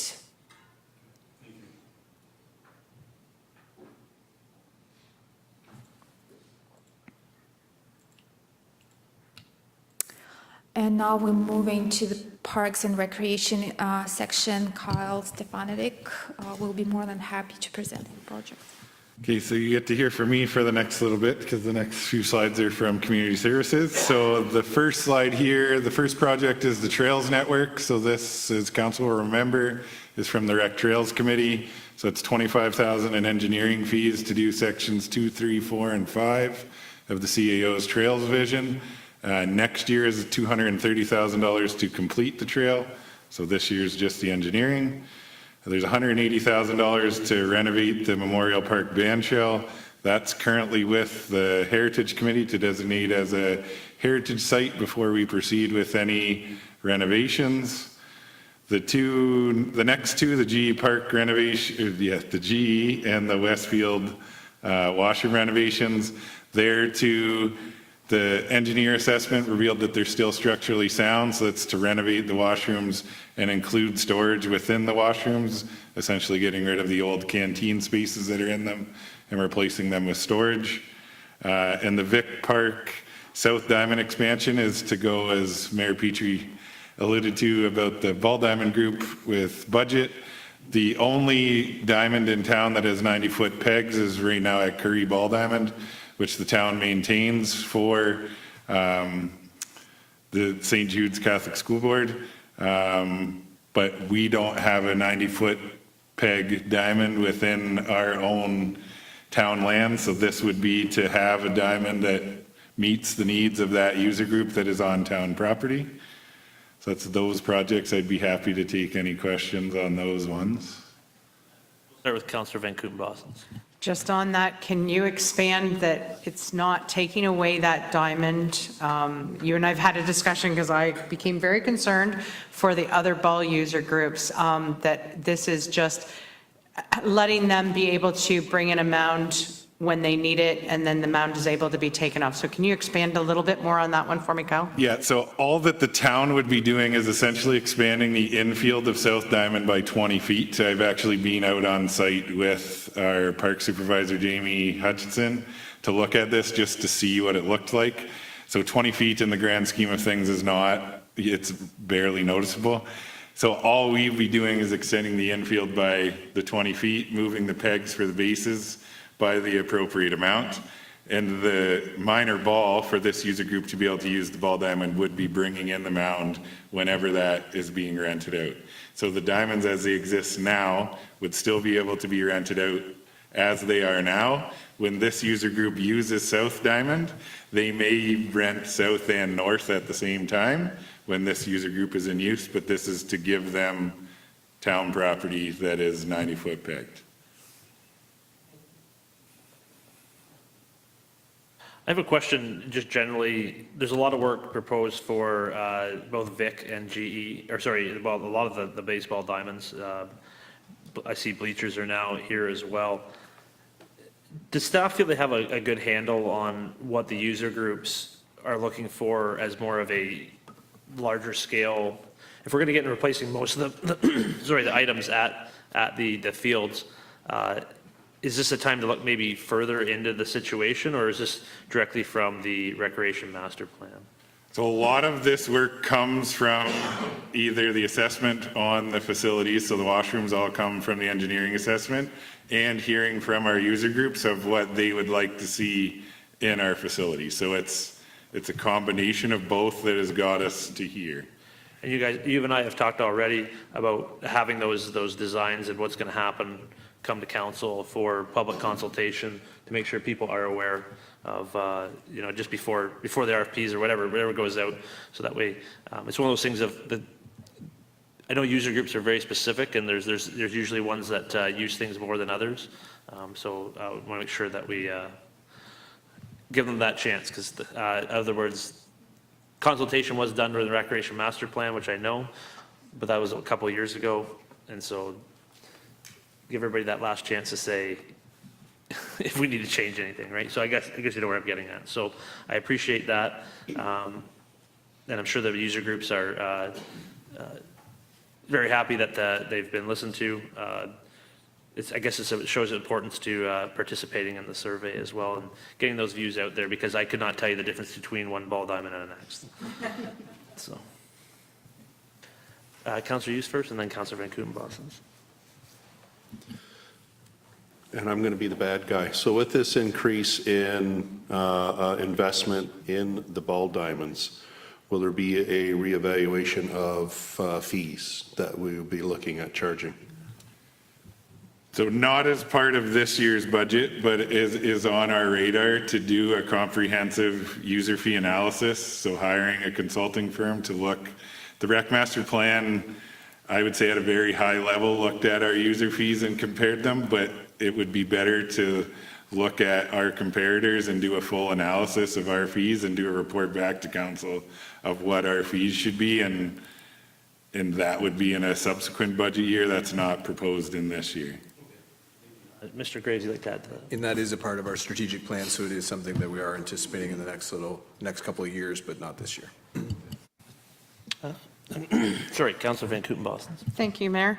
I just wanted to let everybody at this table know that the ball groups actually, all the ball groups were pulled together by the recreation staff. And we were able to sit around the table and actually talk about, how can we help the town with possibly some of the things that are going on, which was a great conversation to have. And they're very excited. I mean, I happened to find out about the whole 90-foot PEG expansion there, but I mean, because all I'd heard was out in the community, oh my God, we're losing a diamond. And so if you can imagine the ladies in the men's league going, we need them. And what are you doing? So that's why I wanted the expansion on that, so that it's out there and people know what's going on. But it was nice to bring all the user groups together, and I want to commend your staff for doing that, because it really brought the heads of all of the groups together to say, hey, how can we pool money and be able to help with what we're using? Which was, I thought, a great idea. So I was able to hear that at that table because I help, obviously, with the ladies slow pitch league. But I really wanted to commend Jamie and the rest of the staff for pulling us all together. So it was great. So what I heard there was going to be some fundraising efforts going on for capital. That's a good way to lower those fees increases. Well, I was just going to say, hang on a second, because we're looking at using some of the money that we get in as our fees, right, to be able to do that. So raising our fees by the town might not be as good, but give us a chance, and I think there's something coming forward as well. So that will come. So, but yeah, I'm hearing I would definitely be more open to not raising fees if there was a capital contribution. Councillor Halleru. Yeah, again, this underscores the need for that survey. So going forward, I think we're going to be less reliant on what we hear, how we feel, and more on the data if we actually get this rolling. Because indeed, all these focus groups will tell us exactly what they feel about whether we're raising or lowering or what we need to expand or, do for their teams. So I just feel like the earlier we start aligning ourselves to what the data is going to show, the better. So I guess more heat for Michael.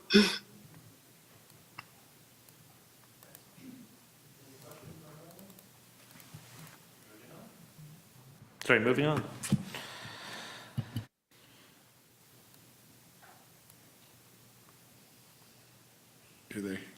So the next two projects on this slide are the stairs in Memorial Park. They're currently blocked off as they're unsafe. So that would be to remove, replace, and fix the fencing where those stairs are. The second project, this came out of the ball user group that Councillor Van Kooten-Bosson has talked about, is that this would be replacing all of the wood on the bleachers and players' benches that have backs on them, and any players' benches that do not have backs, replacing them with new bleachers that do have backs. So staff have figured out the costing of replacing wood and installing new, and it came out to around $30,000. That's those two projects. So just to be clear, those are the stairs that back onto the Baptist Church property? Yes. Okay. My question is that appropriate to do since it's going on to private property? Are we encouraging trespassing onto private property when we have entrances to the park from other areas? It would be, and they would also get no winter maintenance. So they would only be stairs that could be accessed whenever there's... What would be the cost of just removing them? The cost of just removing them and replacing the fencing, I believe, is around $12,000. If council would like, we'll reach out to the church group to confirm that they would like us to continue with the stairs. Since they're already there, it was our intention to replace what's there and keep an existing service, but if there's a desire not to have them, we could remove them. I'm just worried from a town perspective of us providing access to another person's property, which could or could not be warranted, but at the same time, our other entrances are to public access areas. Certainly wouldn't want to cause any other issues. I know they may be open to it from a liability standpoint.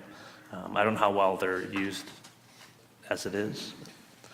They used to use them fairly significantly because they used to do the events in the park for a couple there, but I don't know whether they're still continuing those or how those would change during COVID, so.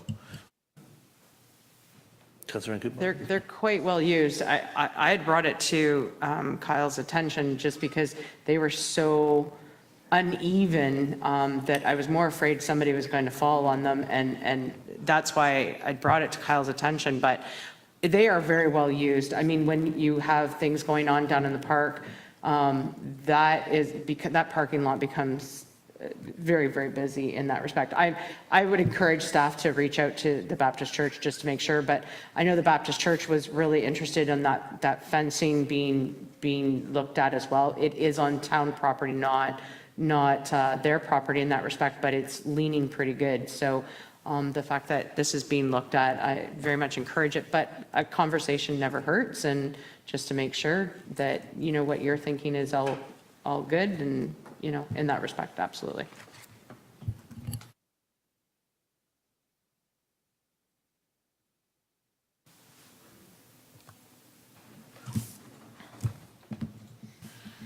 The next slide is replacing all the lights in the park shop to LED, which would also result in some budget savings in terms of hydro for that facility.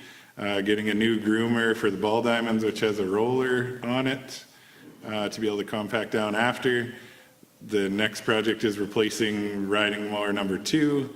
And the last one is replacing the 2012 Parks flatbed truck, which we got from Public Works.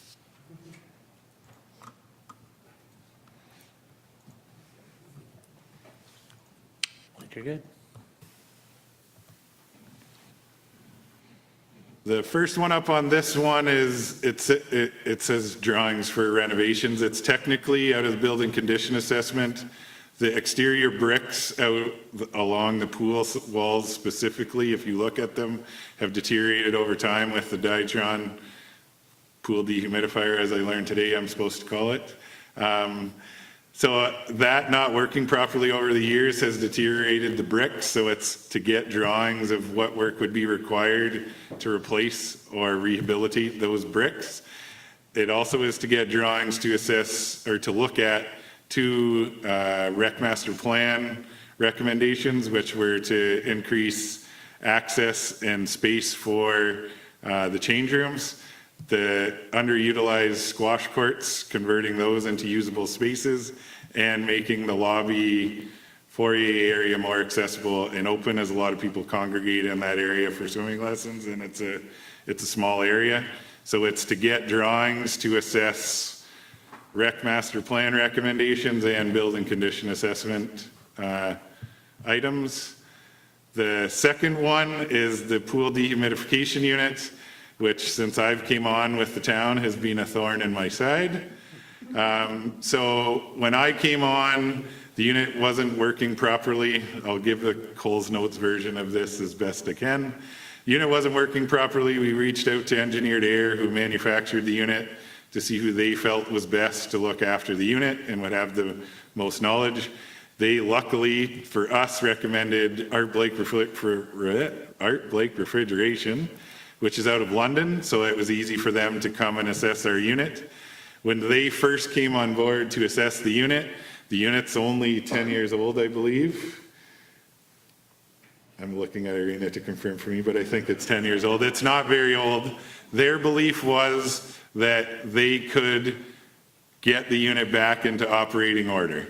I can say, as my time here as director, We have gone through probably at least 6 foolproof fixes that once we made this fix, that was all that was supposed to ever happen, and we would have no issues again. We continue, even with these foolproof fixes, to have issues. So because we continue to have issues, we hired DEI consulting engineers to come and look at the unit specifically to see whether it is appropriately sized and if it is worth fixing at all or whether it should be replaced. They've just completed their assessment, which is why the updated quote was included in tonight's budget package. And they are not recommending replacing it. And actually, their justification is that the reason why we're having compressors go all the time, regardless of the foolproof fixes, is that the unit is undersized. Essentially, it was engineered to the highest degree that it could be. So if their calculations were off by 5 or 10%, then it would be undersized. So obviously, their calculations were not within specs, so it became undersized, which is why we keep losing compressors on the unit. The unit is extremely expensive to replace. As of the meeting today, because we're trying to figure out how to have the least amount of impact for users and potentially not have to close the pool to be able to do this, because the last unit had to be craned in through the back windows, a hole cut in the side of the pool area, and then craned into that room. Right now, we're looking at doing a rooftop unit so that all the work can be done on the roof, and then avoid minimal potential time to tie into the existing unit so that any closure, if there is any, will be minimal to the center. So the belief is right now by doing a rooftop unit that we potentially won't have to close as of the meeting today, but we're still having meetings with the contractor on how to best make this come together to A, make sure we get a properly sized unit, and B, that we don't continue to have the issues that we've been having. So DEI is specifically recommending units that will work for that space. Then the third item on that slide, because I'm sure there'll be questions, is putting in a pool UV light. So a lot of municipalities do this.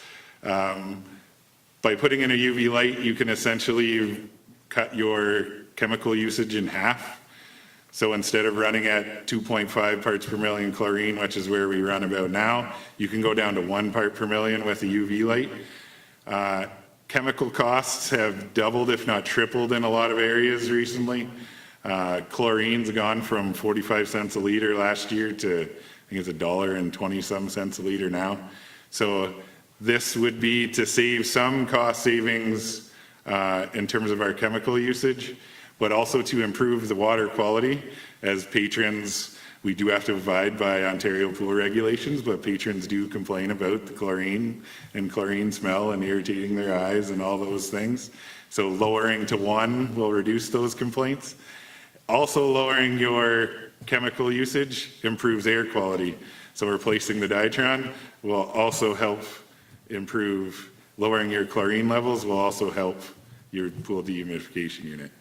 And as I didn't include this as part of our discussion about the dehumidification unit, the new units actually pull air from pool height level. So your chloramines, which is what you smell, the chlorine smell is actually called chloramines.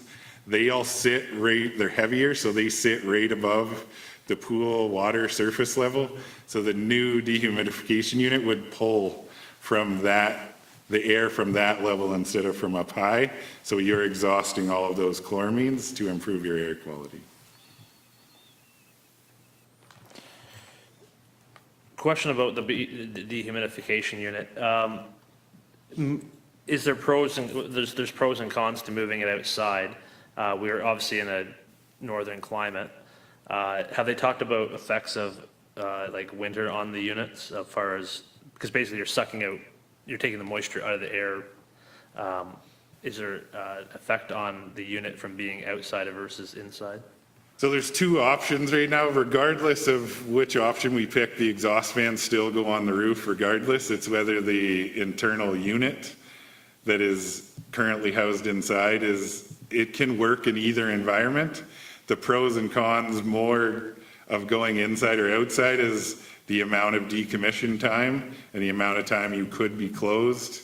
If you were to replace the existing unit within the confines now and not go on the roof, we would be looking at a significant closure of probably 2 months or more to get the new unit in, commissioned and running. The pro of going to a rooftop unit is that you don't have that time, that downtime.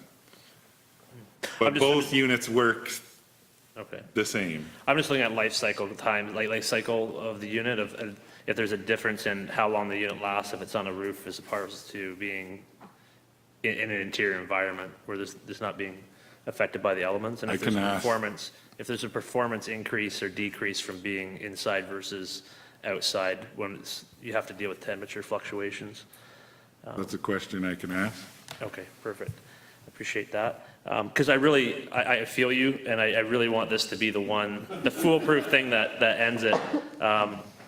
Certainly makes sense that if it was undersized, it would be working the compressors harder, and once you get a system contaminated, it's hard to keep it going. So I think I agree with you that it's time to just go for a new solution once and for all, if that's the once and for all.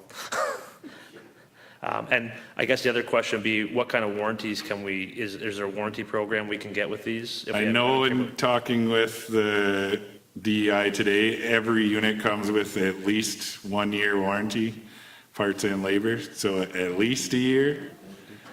I was just wondering if there's opportunity for extended warranties, because I think that may be something council or yourself may be interested in, or service programs that are available to try to take away the stress of, if it's their unit, they can service it. And We'd already, in the discussions today, talked about whoever would be the successful bidder for this project, that they would assume maintenance of this unit, so that we don't have a third-party contractor taking care of a piece of equipment in which they did not install, because that's part of the reason why we ended up in this situation.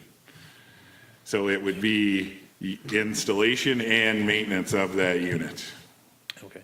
And I see here they're using CCBF funding, which is which is gas tax. Is that correct? Yeah. Okay. So it's not on the levy, but it is one way or the other. You have to fund one way or the other. If we don't use that, then we have to have funding from another source, but it offsets that. Councillor Hallery, you had a question? You stole my thunder on the warranty. That's what I wanted to ask. Councillor Van Koop-Bosens. Thank you.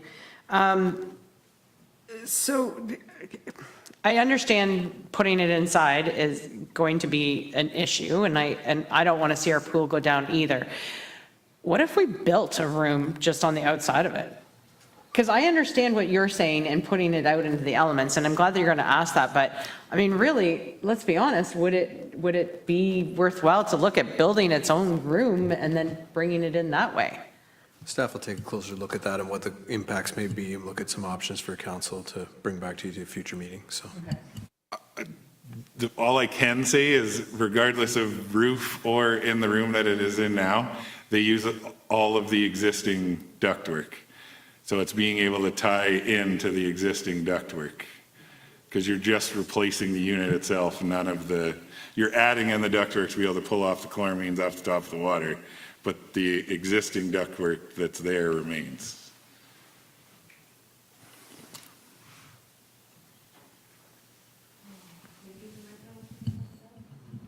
I just say that do whatever you feel you need necessary to be confident in.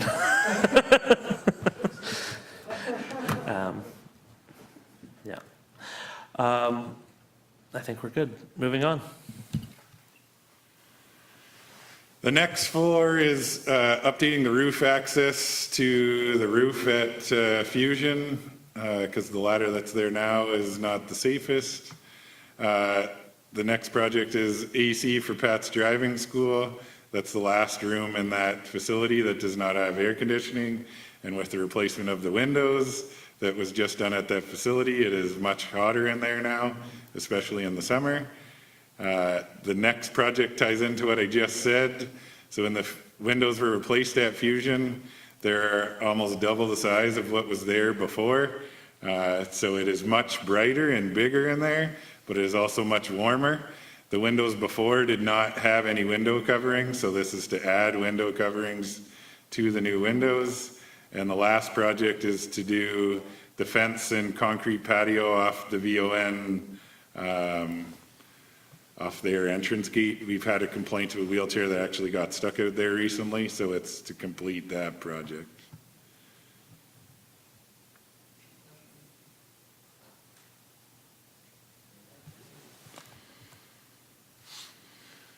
Then I think this is my last one. This is the senior center. It's $16,000. These would be the last rooms that require flooring updates.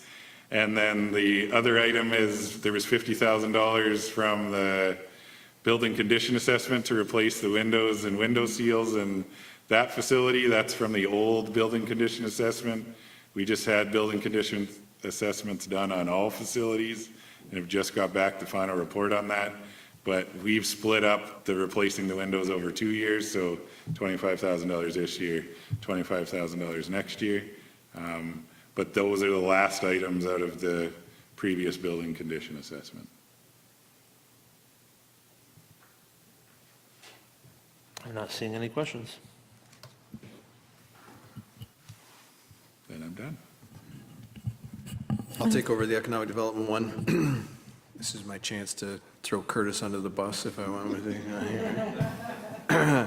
MTO is making some changes to 401, so we've got to move a couple of our signs, and we're also waiting for MTO approval, which can take a while. So we're trying to get those approvals, and then we'll be making those changes. That's why those are carried forward projects. We're also, of course, council is aware, finalizing the industrial park. Part of that is the streetlights that we're working on that project. And more importantly, I want to talk briefly about the topsoil situation. Matt has done a great job of getting some users to utilize some of the topsoil. We've also had some of the local companies like DOT and Carson have been using some of it as well. So council will recall that we previously had a report and put an amount in the budget that we've reserved to accommodate the actual removal of that topsoil should we have to pay to remove it. We've been slowly and systematically, and we've taken some leaps on that actually recently because of Matt's work, eliminating that topsoil. That number's probably now high for what we're reserving, but we would rather keep that number in there as a conservative approach, ensuring that if we get stuck with a certain amount that we have enough money in there to reduce that. By taking our time, we've been able to reduce that figure and reduce the amount of work that needs to be done. We're probably going to just continue to take our time and whittle that down. In subsequent budgets, you may see that amount actually come down because it will be down to such a low amount of topsoil that we'll know that it won't need that much money. But until that time, we'd like to keep that amount in the reserve for it just to be conservative. Also, some of those soils that are in there are not great topsoils. There's some mixtures in there, so we're going to be likely left with some other kinds too. And so that will have some costs, but we're hopeful that we can get this amount down considerably from where it once was, and that that'll be a positive in a future budget for council, but for now, we're reserving that total amount. It's in the county budget that they require soil for their landfill capping, so I have put the question out to Public Works that they may want to contact Ingersoll because we may have some that they could have. We'll make sure to charge them triple, so. I don't know how it works. There's usually whether it could be useful or not, but I thought I'd put that out there just in case. So. Councillor Hallerud.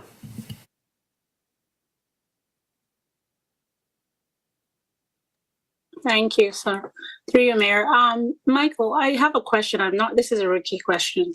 I wanted to wait to this slide again to ask, at what point do we identify roads that need to be finished? For me, I see that we're working on these ones that are currently happening, but what about things that I have supposedly finished? Like when we're coming to Ingersoll on our two highways, Ingersoll Calderton Road exit is beautiful. It comes in, it seems like our highway is seamlessly connecting to Ingersoll North, and it comes all the way through to town, to Bell Street.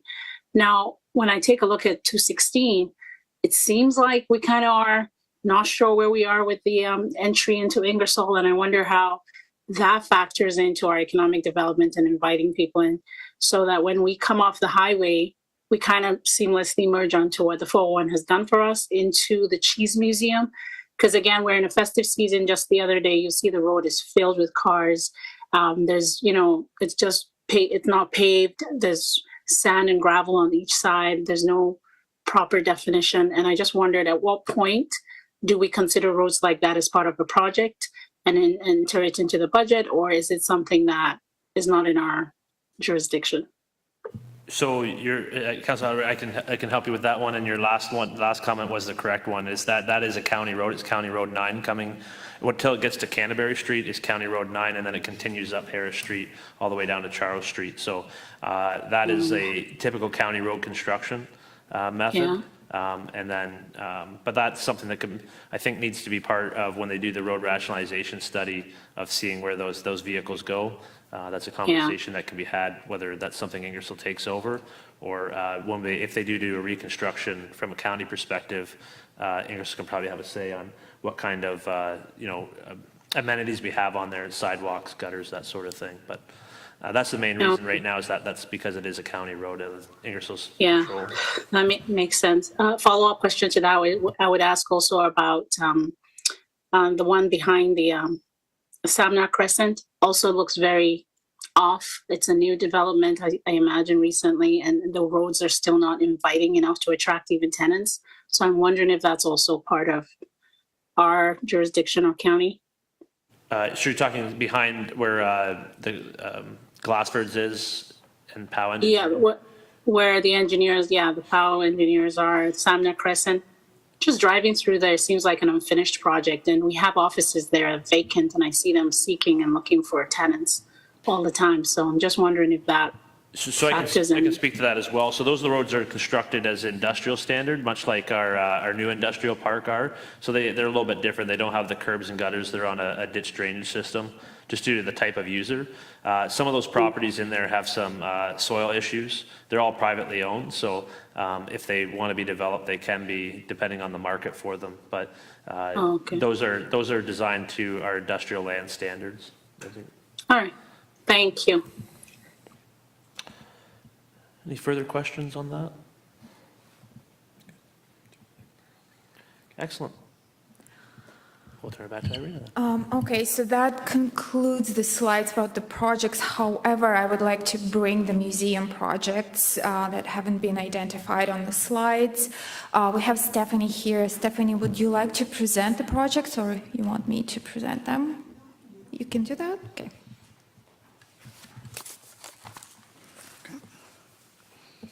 So some of the projects that we have determined that need to be pushed forward from 2025 to 2024 are because of mold issues.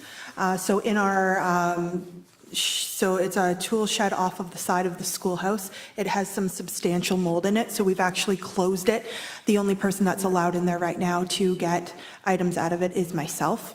The air quality has been affected, so we did do an air quality test. That's where we house 2 of our tractors and all of our equipment, and it's where a lot of our repairs happen for the museum, so we need to be able to repair that building as soon as possible. So the quote for that one is, sorry, just give me a second to pull it. I think you've mentioned it's $12,500, but you've done some of the, you've completed some of it, so it's about $7,000. So we've already completed the repair to the schoolhouse. That was part of that quote. So the schoolhouse we did do this year because the air quality was being affected, but that's something that we allow the public to have access to, so we deemed it something that needed to be done right away. So half of it has been done. So it's about $7,000 for that repair. The next repair that we are looking at doing is replacing the wood siding on the main building with metal siding. So right now we have squirrels living in the walls. It's also causing mold and water damage through the main building. So the mold in the main building is currently not affecting the air quality. However, we're seeing more spots pop up every time there's rain. So that's something that we need to address right away. So that repair would be $33,900, and that would help fix a lot of the issues that we're having with the main building. The next repair that we are looking to have fixed is the crack in the foundation of our Bowman barn. So that is where a lot of our agricultural equipment is, as well as our food-to-table exhibits. There is a crack right from the very beginning all the way back to the back of the barn that needs to be fixed. It's going to be a tripping hazard in the near future, so we want to be proactive in fixing that. The cost to fix that one is $3,900. Thank you. Is $3,900. And then the other repair that we're looking at is the ramp on the Cheese Museum factory. The ramp right now, every time somebody uses it, we have to go over and nail the nails back into place. The ramp is also not suitable for wheelchair accessibility, and that's what it's meant for. So we are hoping that that is something that we can do to follow our accessibility plan that we've put out. And that one is I believe it's about $3,000. It was about $3,000 to do as well.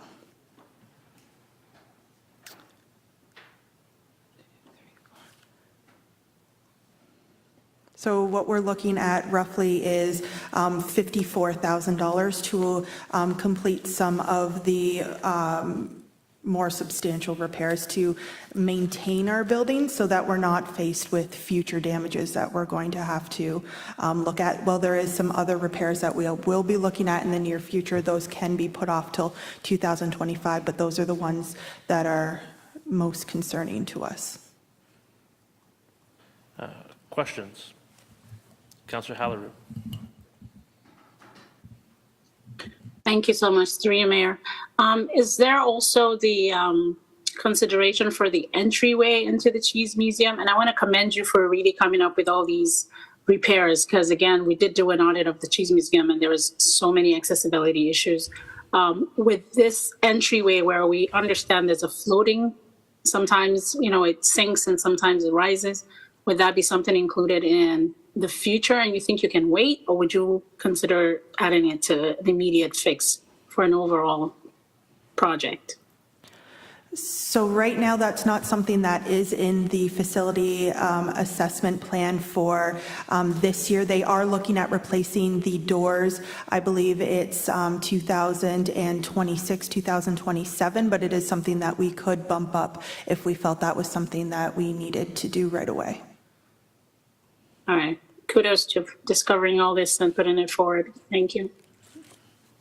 I have a couple questions around the repairs. One's around the ramp, because when we looked at it for a grant application, I believe it's not wide enough for wheelchairs. So is that something, this is just to repair the structure as it is now, but not to address the wider issue?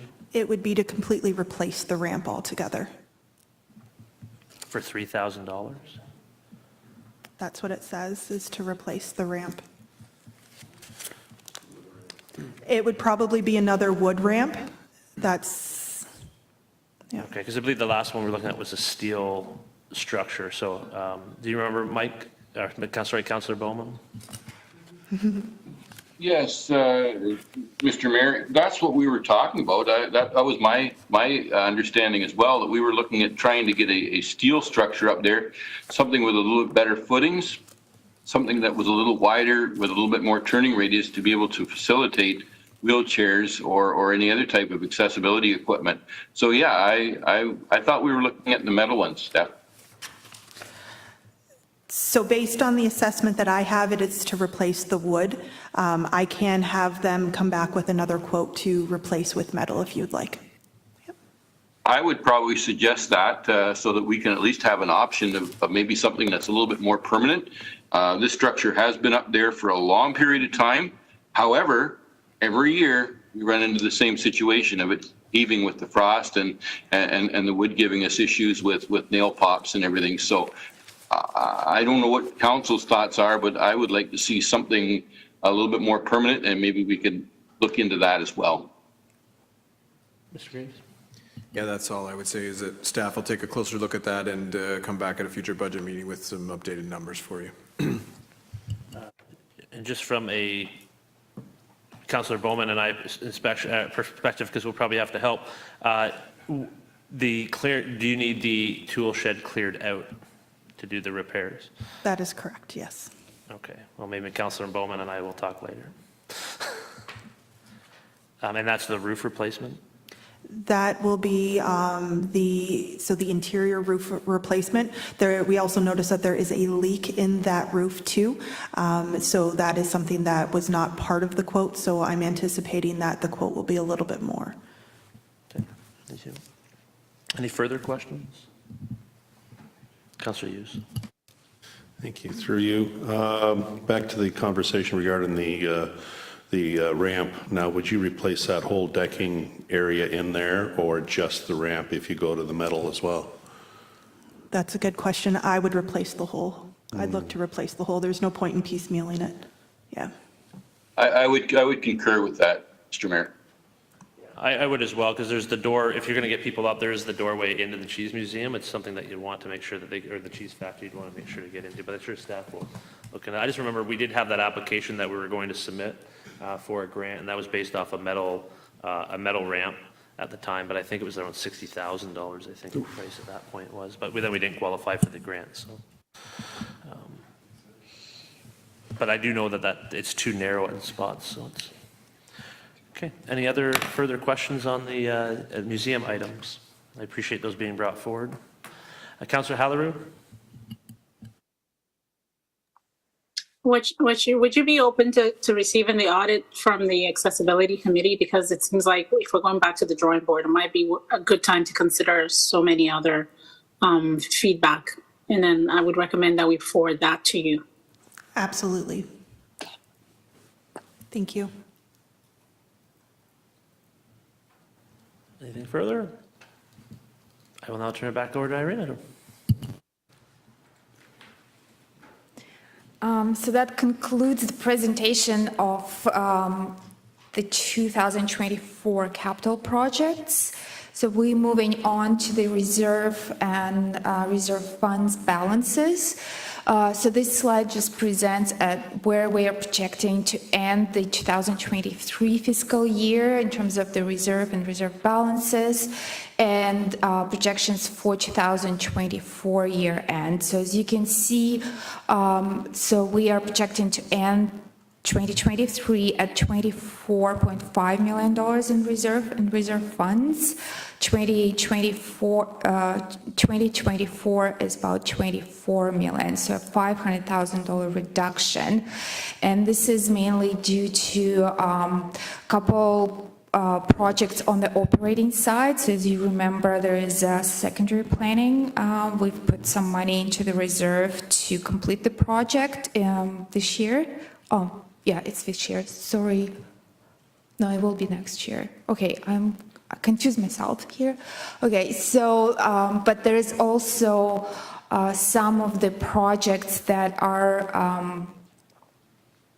that impact the reserve funds. It would be the dehumidifier at $910,000. So that would be a decrease in our reserve funds that represents the gas tax of $900,000. And also we are completing some of the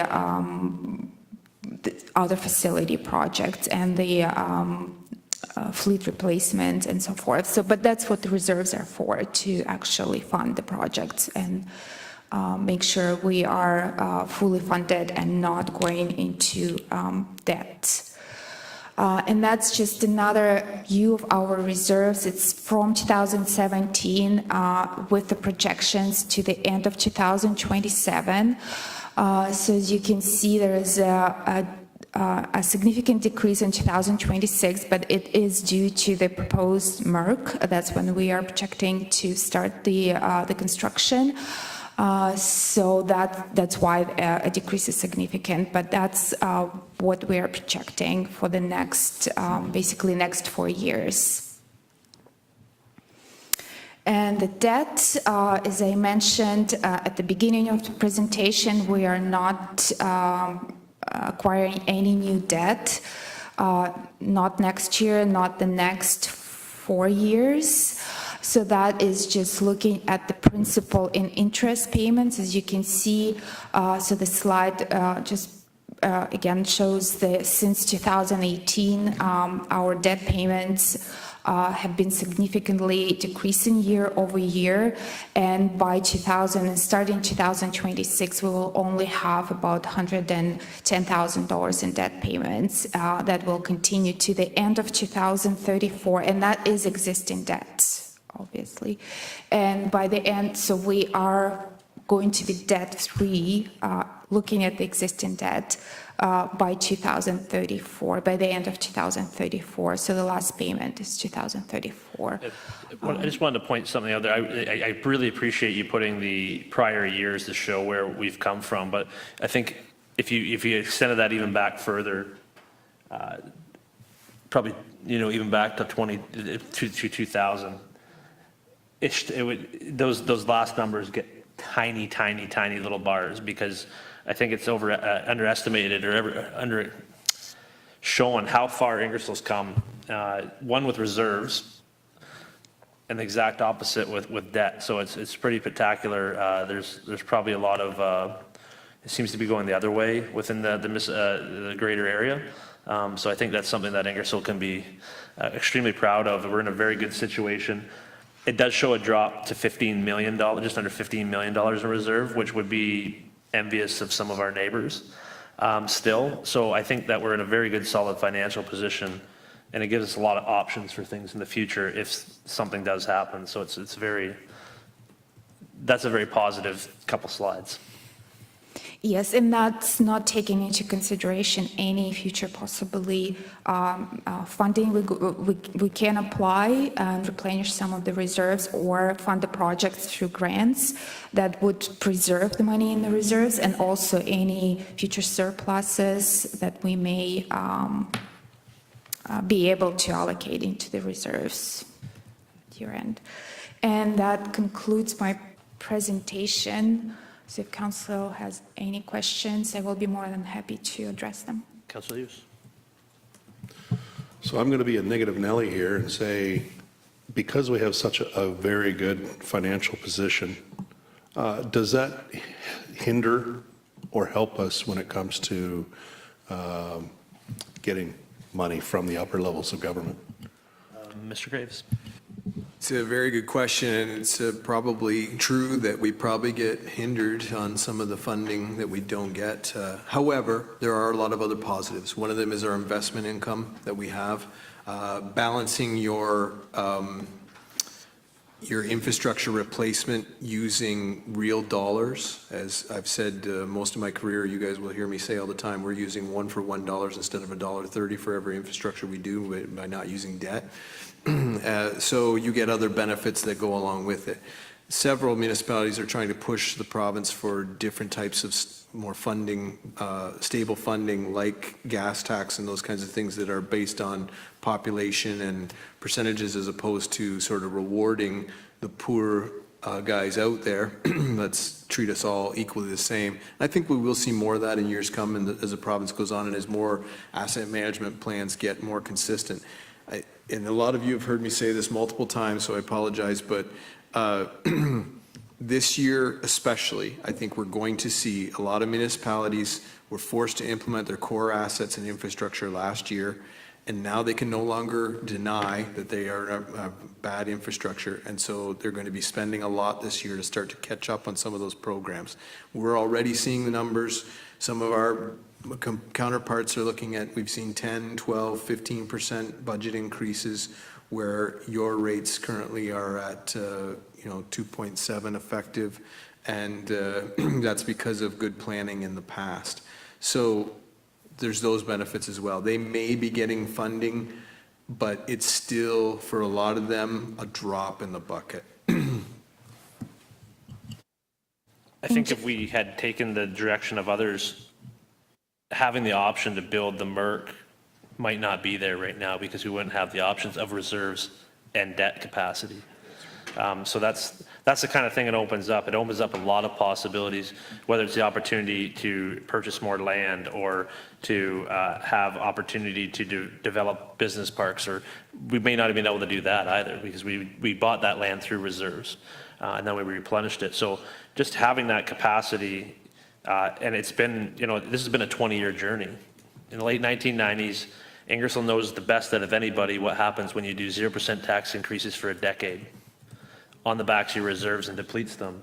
It leaves you with no options, and it takes 20 years to right the ship, and a lot of steady hands on that. And I got to commend past councils and staff as well, of staying true for 20 years to a plan and not going, oh, we're good enough. And so I would put that challenge out to our council as well, as it's just it's good news, but it maybe not good. It's never good enough. So yeah, it's a challenge of, when there's money in the bank account, it's tempting to spend it, but if it's on something we need, then that's one thing. But just not, because there's future generations that'll benefit from that as well. Any other questions?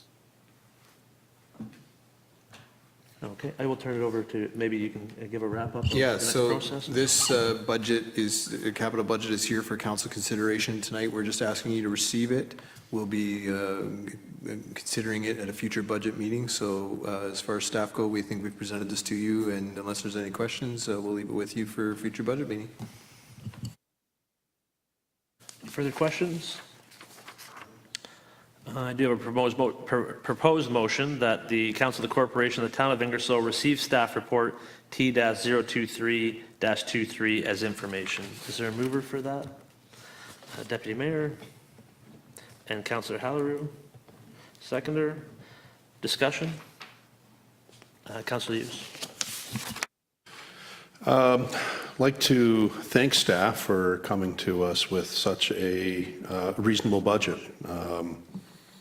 It looks good. I think it's acceptable within the other residents of the town of Ingersoll.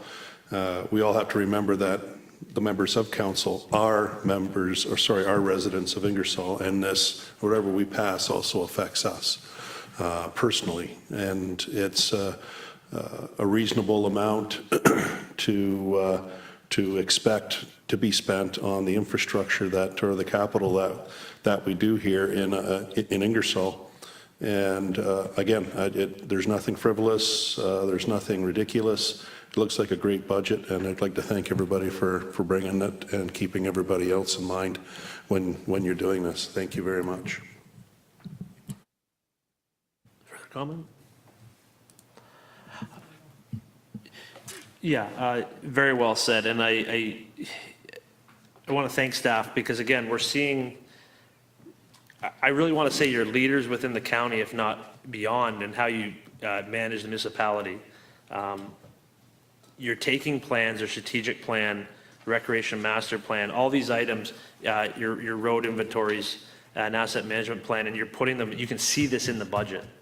You can see how it's forming these items, and the benefit that has, that thinking ahead, planning, and using those tools, and staff's expertise and leadership into forming this. So we're getting the things we need in the budget. We've built up the room within the levy ask for those transfer reserves, so that we don't have to go in debt.